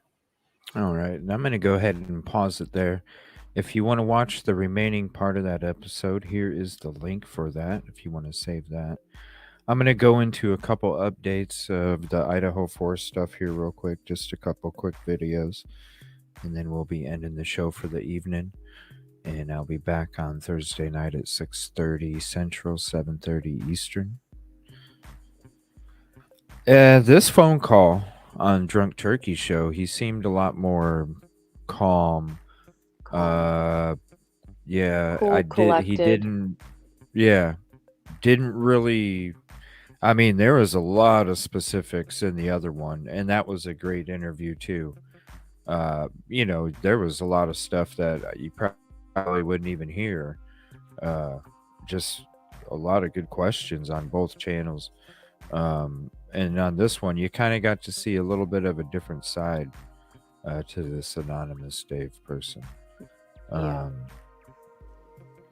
I mean, Very I thought he interesting. answered their questions all calmly, and It he was a great wasn't all interview. over the place. Nope. It was a great interview. Good watch.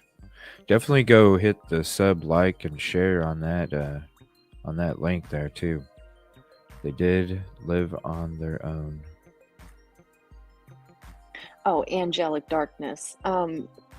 The actual sorority house would have a house mom.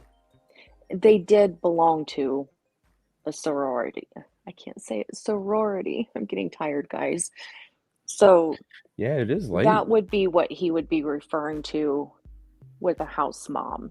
Mm-hmm.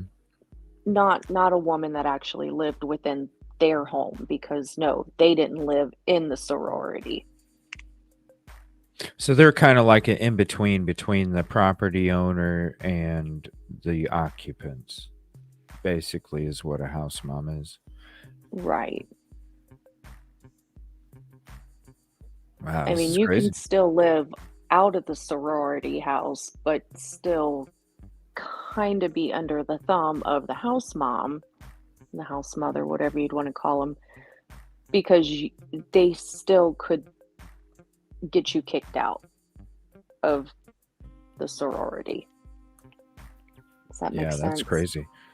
Yeah, so that's why he was saying they probably wouldn't have went to her, and I think Bruin was saying that too. They probably wouldn't have went to her because they.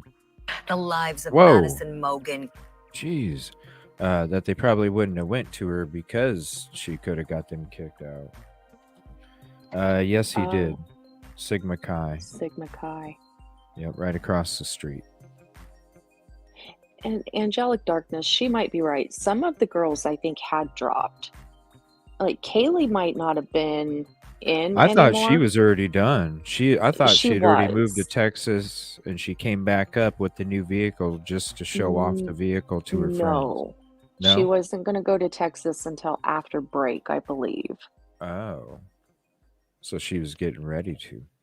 Right. She I had was heard she basically had left done. and came back. That's why she got her full degree. She was at home. She was at her mom and dad's. She had been there for like a week, and then she went back to Moscow to show them the car and God only knows what. And that's when it happened.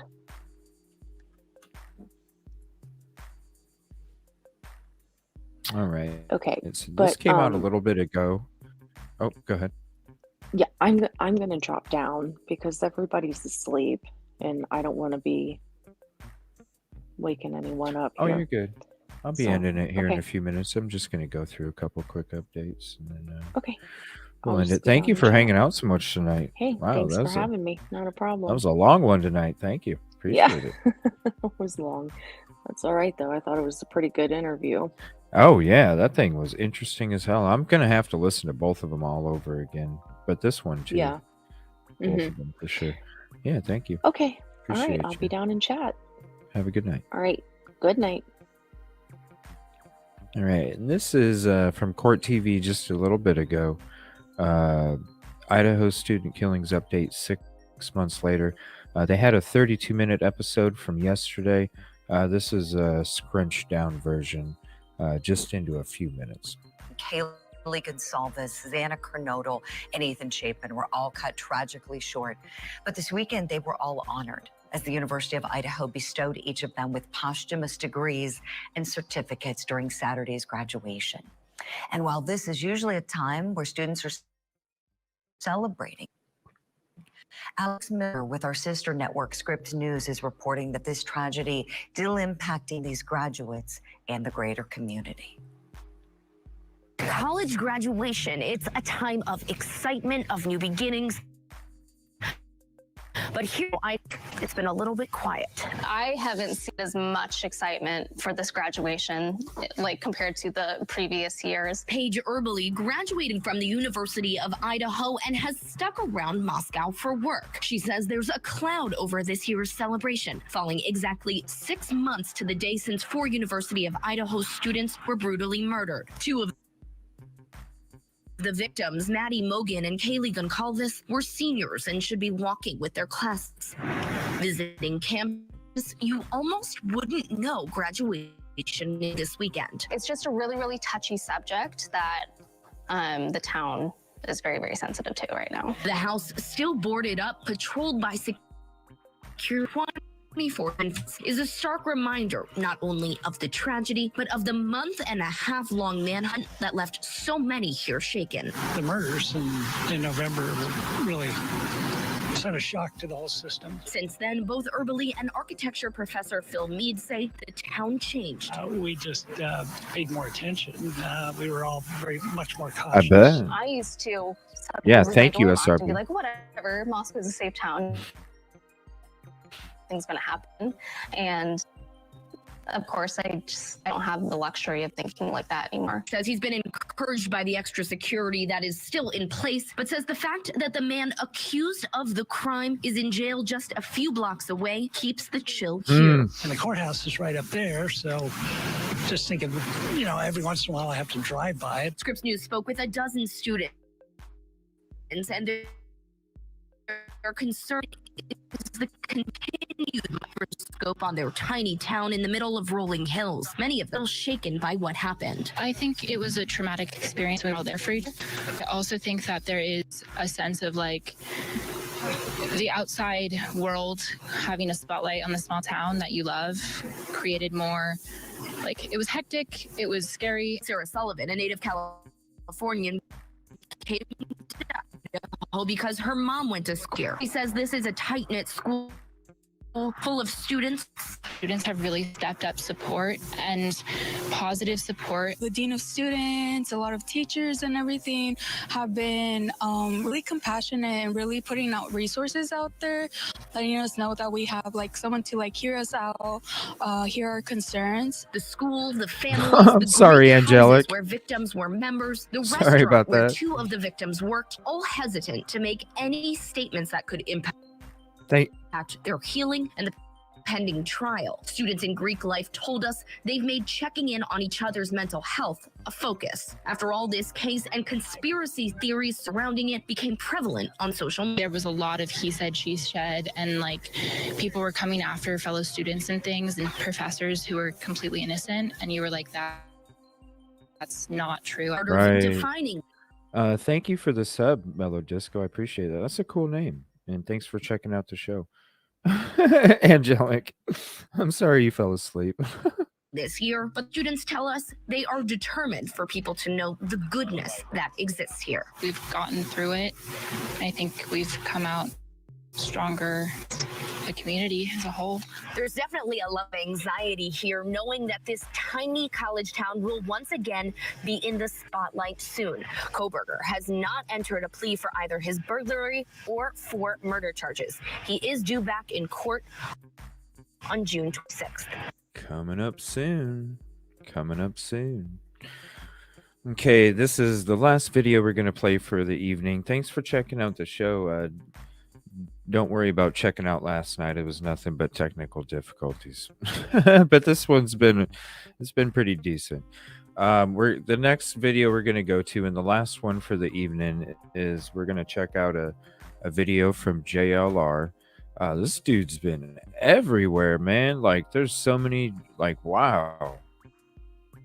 Just everywhere. Now he's this is an interesting video, I think. I don't know. I just saw the title of it, but it refers to what we were talking about at the beginning of the episode tonight, and a kind of little bit in between with the panel conversation. Now, this is a video that is talking about, is there hidden evidence? And I'm thinking he's wondering this, and I don't know, I'm just assuming before I watch it, but I'm thinking if he wondered this because the sheath is not going to be used now in the trial. So is there top secret evidence? I don't know. That's what I was asking when I found out about it in the beginning of the episode. Is there something else we don't know about? Jonathan Lee Riches investigates. Covering the Moscow, Idaho Brian Kohlberger case, is the prosecution withholding evidence to Brian Kohlberger's defense team? Might be possibility because their new response by the prosecution in reference to discovery that Brian Kohlberger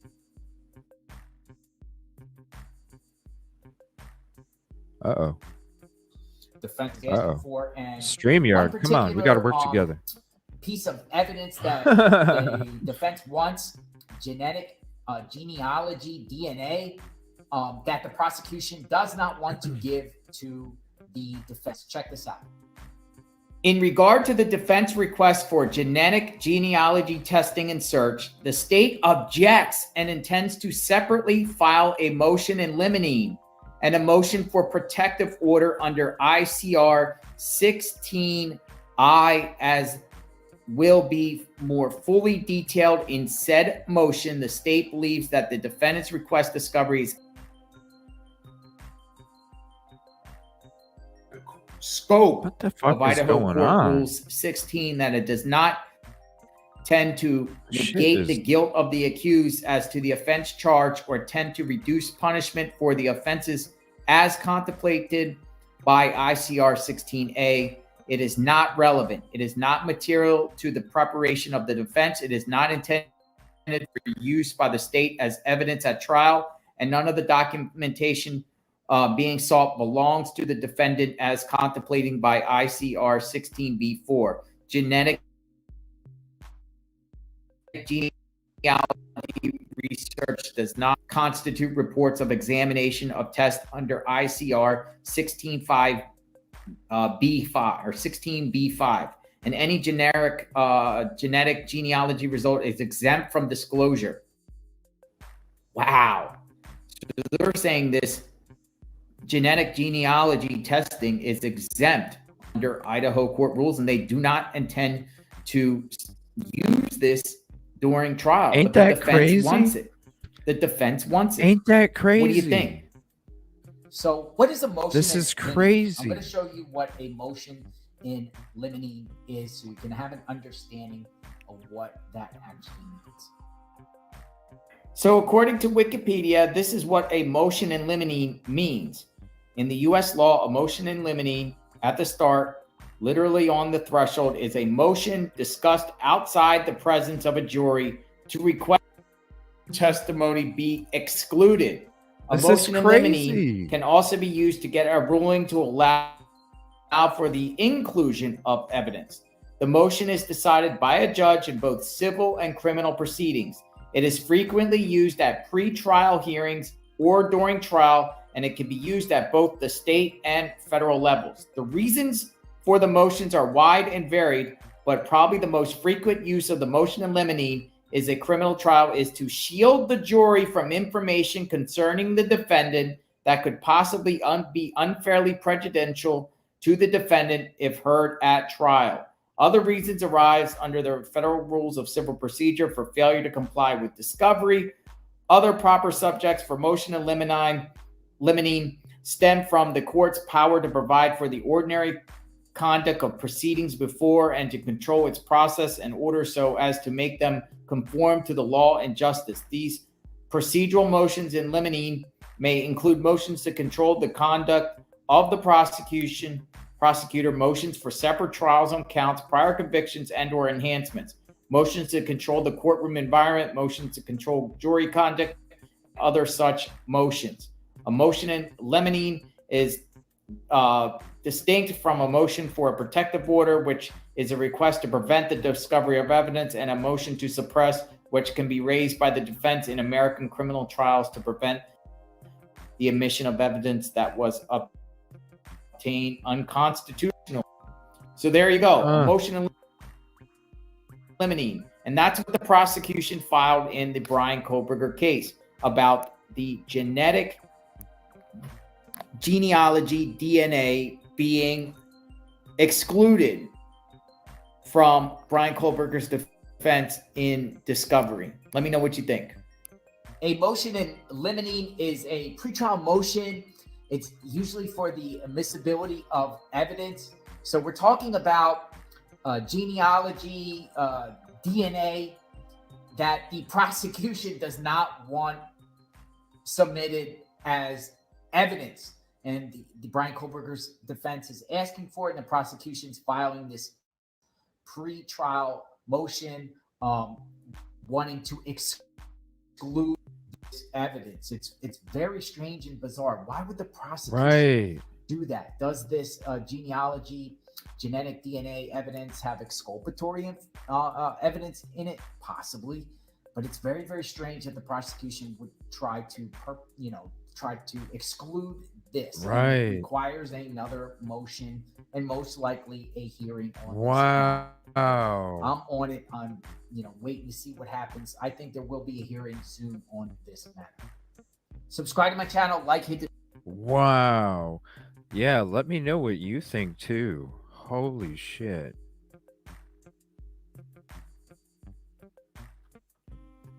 It just, like I said, it was a freaking curveball today. Is that a real hat? No, I don't know. Maybe it was photoshopped or something. Freaking curveball. It's been a curveball today. Crazy shit. Let me know what you think about the sheath, the evidence, the touch DNA, the very small amount of DNA. And they're just like, no. And when we read through the third supplemental request for discovery last week, and we saw literally just all of the stuff they were wanting when it came to the sheath and the DNA and the labs and all that stuff, and the defense is the prosecution's just like, no, don't worry about it. We're not even using it. What? I don't know. Curveball today. Frickin' curveball. Thank you all so much for hanging out tonight. I appreciate all the new subs, everybody that's came to check out the show, the uploads, the highlights that I made. Thank you so much for your support, your comments in the videos. It always helps shoot it up there. I appreciate it. When it comes to the member stuff, we're going to be doing something on Saturday, something special. I can't wait to get into that. There's a lot of stuff to go over, and it'll be a Twitch only, sub only. So if you're on, if you have Amazon Prime, follow me on Twitch and then hit the sub. We're going to be having a sub only, Twitch only show Saturday night talking about Henryetta horror and the outfield theories and speculations when it comes to what took place. Why did things take place? What makes sense? Well, a few days after I started looking into it and something kind of came across on accident, I was like, holy shit, this makes sense. I'm tired of holding it in. I can't wait to talk to you guys. Don't have the evidence, that much of it for it, but you'll see what I mean when we talk about it and when I explain it to you. I'm ready to get it off my chest. I'm ready to talk about it. I've been holding this shit up here for a while, and I'm ready to do it. And then if I ever do hit the part where we can do the members only, then we're heading right there. We'll be doing those, and maybe even do like one night a week where it's just members and that's it. That'd be kind of cool too. All right, I appreciate you, everybody. Thanks for hanging out. I hope you have a peaceful and positive evening. I won't be on tomorrow night. Tomorrow night's my night off, but I will be back Thursday, 6:30 Central, 7:30 Eastern. And I'm not sure what we're going to talk about yet. I don't know yet. I'll put out a notification tomorrow. Good night, everybody. Thank you. I appreciate you. Please hit the like if you haven't yet, and hit the sub if you're just checking out. And I earned it. Thank you so much.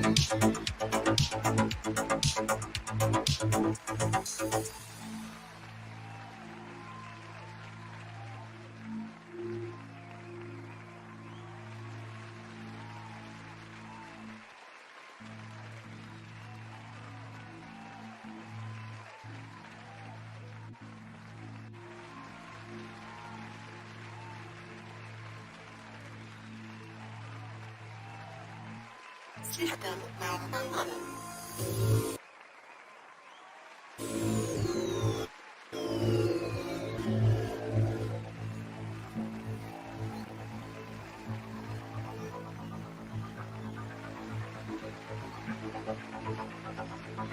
Welcome to the future.